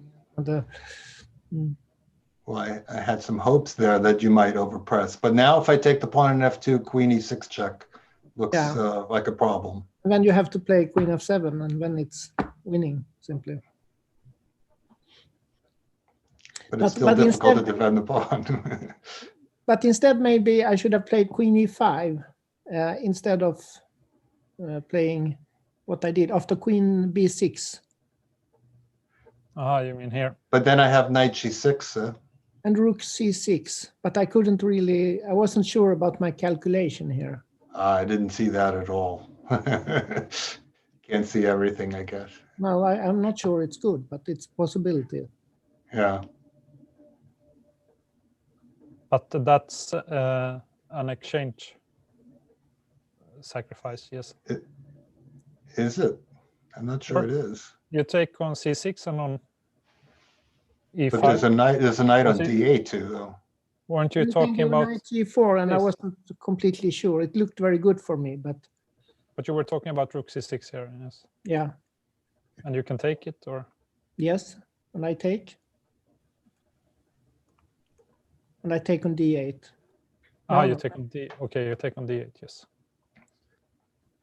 And that's. I mean, even if he takes on e5, it might be good for him too. But this is not even an exchange.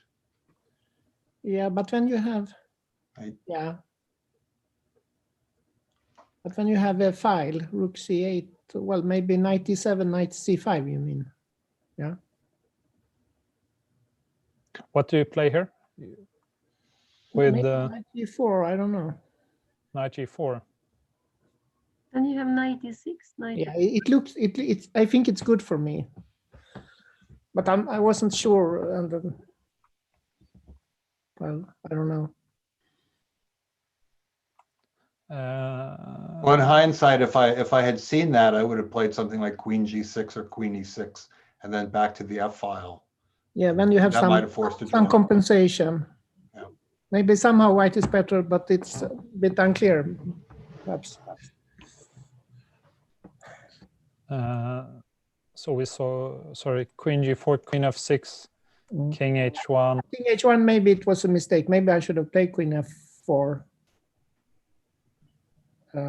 I still thought that I was better, but and had better time as well, I think.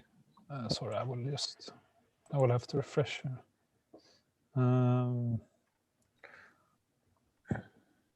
Oh. We will get to the right position. Sorry. But I was afraid of King H8. But Yeah, I thought, King well, H8 was a good move. Yeah. Buell doesn't like to play slow moves like that, so. Well, I couldn't allow was Queen looking E6, so something I else. didn't have much choice. So we are in the game now, yeah. Yeah. Knight B7, Rook E8, Knight C5. I thought you would play Knight E6. Yes, but I thought didn't that was know what to do tougher. later on after Rook F7, Knight F4, or Yeah, you can even start with Knight F4. I wasn't sure if you had Rook F1 in that position or not.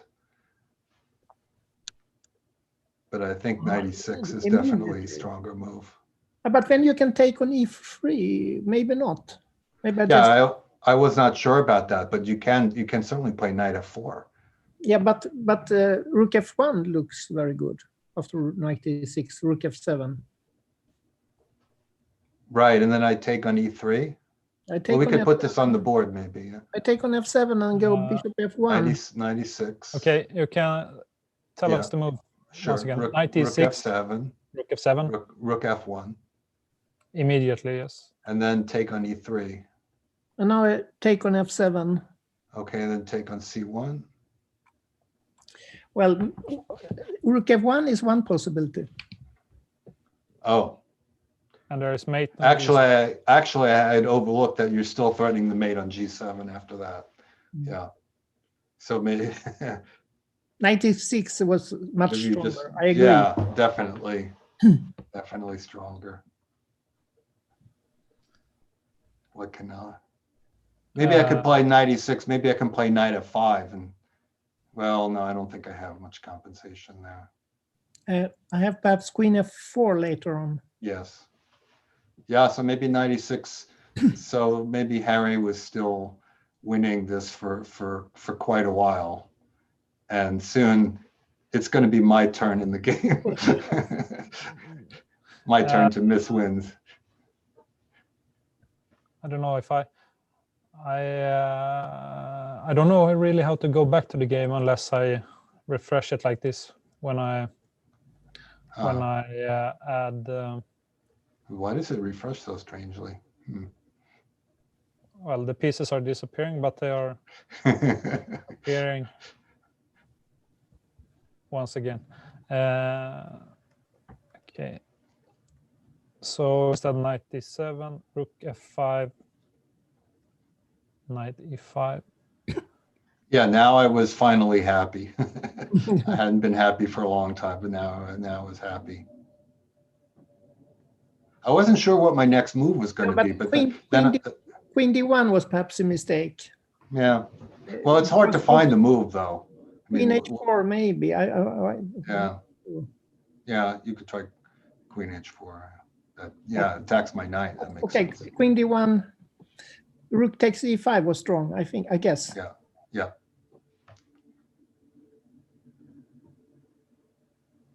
And now maybe Rook E6 was probably wrong. It was a bit desperate. I thought maybe you could play Rook G1. It wasn't that simple. It's better, but or start with Queen H5 and then Rook G1. I didn't like my position, but it was better. Yeah.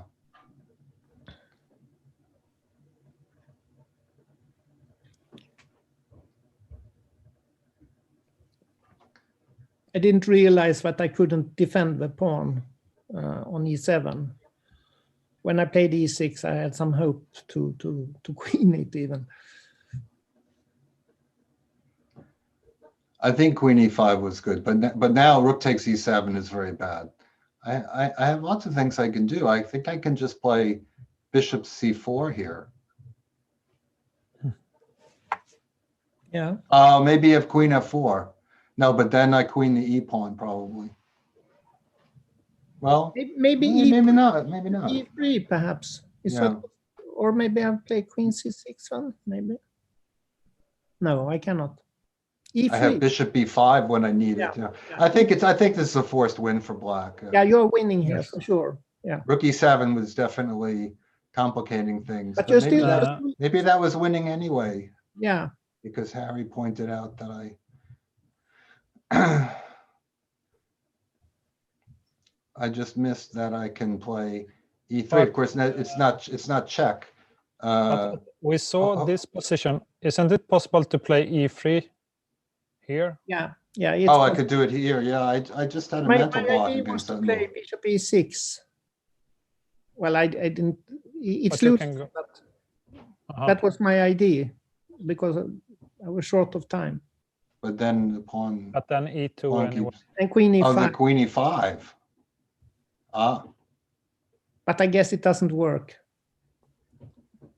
You can play bishop f5, yes. well, at what point? Oh, you play bishop g8 check Yeah. or something. Yeah. And you cover e1, yes. So e3. But I could have even played e3 one move earlier. Huh? But okay, this one e3 bishop e6. I don't really believe it. No, I don't believe it either. But I couldn't find anything. Maybe bishop f5, and if you take e2, Yes. maybe that's good enough. It looks very good. Yeah, you're winning here. Yeah, for some reason I just didn't think I could move the pawn. I was very frustrated because I missed queen f5 check. That was the problem. And now, of course, Yeah. perpetual checks in the end. But I don't feel that bad about letting the game go at the end, because Harry was definitely winning before. So, you know, I was lucky to even be in that position. And I was lucky at the end. So Yeah. okay. It was fair result, yes. Fair enough result. By the way, I have to say it's really great to see Pia again. You know, we were juniors at the same time many years ago. No, I think we are born the same year, yeah? Aren't you? Aren't we? I think you're slightly older than me, but Oh, I'm sorry. but it doesn't make just a little bit. Then you're very young, yes. So, But of course, you know, back then Pia was the only girl playing in these junior tournaments with all these guys, and she was a superstar. Absolutely. You know, great. She's a strong player, but also got so much attention, you know, with playing, playing with the boys. She didn't need to dominate against the girls. She played in the. Did you play in Belford 70? We played in Belfort. I forgot about that. But did we play each other? No. Yes. Yeah. No, and I think I beat you in the junior games, but then you got me back as when we were grandmasters. So. Okay, no, I know I played in yeah. Stockholm, yeah. So yeah. Okay, yeah, that was such a very strong cadet world champion. Yeah, so many of those players became strong grandmasters, and very few players even had a FIDE rating in that tournament at the time. Things were so different. Yeah, I could be. I know I didn't remember that, but I just know when I look at the photos, so many famous players, and then who played there. Yeah, that was a great tournament. Yeah, very nice to see you, and very nice that you played this Rilton Winners Cup. Same here. Yeah. And we will see you tomorrow as well, and you two will play one more game against each other. Hopefully it'll be another spirited game with fewer blunders. Okay. It was a fight. It was a nice fight. Yeah. Really nice. Thanks a lot. See you tomorrow. Okay. All right. Bye. Bye. Okay, so before we end for today, we will see the pairings for tomorrow. Yes. If we can get it on screen. Well, I guess it's the same players playing each other, just with the reversed colors. It's And it's funny, in both groups we got 2 winners and 2 draws. Yes, it was the same result in both of the groups. So maybe this is, and Yes, and the Swedish players scored 50%, as far as I can see. Ralf Åkesson won, but Evgeny Agrest lost his game. And the other And- made the draw, yeah. Of course, Juan and Schüssler played a draw, as we recently saw. And Mika Wiedenkeller is also, you know, he's Yes. Swedish, even if he's played for the Luxembourg flag, and he also made the draws. Yes. So we have more hopes there too. But my feeling is that anything can happen in these games. Very, very different from, of course, from a long game tournament, and the chance. Both players always have chances, and like the game can shift in just one move or within a few seconds. Yeah, no, this time control, it's quite quick, and so as you say, there's so many changes, and also you know that if you're losing a match, then you're out. So there is big fight, and of course you keep on playing as long as there is some minimum of hope. But it's for the public. I really love this format, this cup format. It's normally very amusing to see the games, even also when they're slow games. Now, of course, with the short time control, there even more drama. Yes. So, ska vi avsluta? So, yes, it's the same time tomorrow. It's 3 o'clock. And yes, and 5 o'clock. So the same schedule as today. And tomorrow you will not be here, Pia? No, tomorrow I will not be there. I will be watching the games instead, completely, Yes. or instead, but I will watching them all the time then. I believe that Elisabeth Petz will be here doing commentary with me tomorrow. So it was great seeing you, and thank you for being here doing commentary on these games. No, it was very nice to be there with you. I enjoyed it very much. Thank you so much. So you will have to cheer for Juan tomorrow. Yeah. And yes, so we round up for today, and we will be back tomorrow at the same time, 3 o'clock and 5 o'clock. Thank you.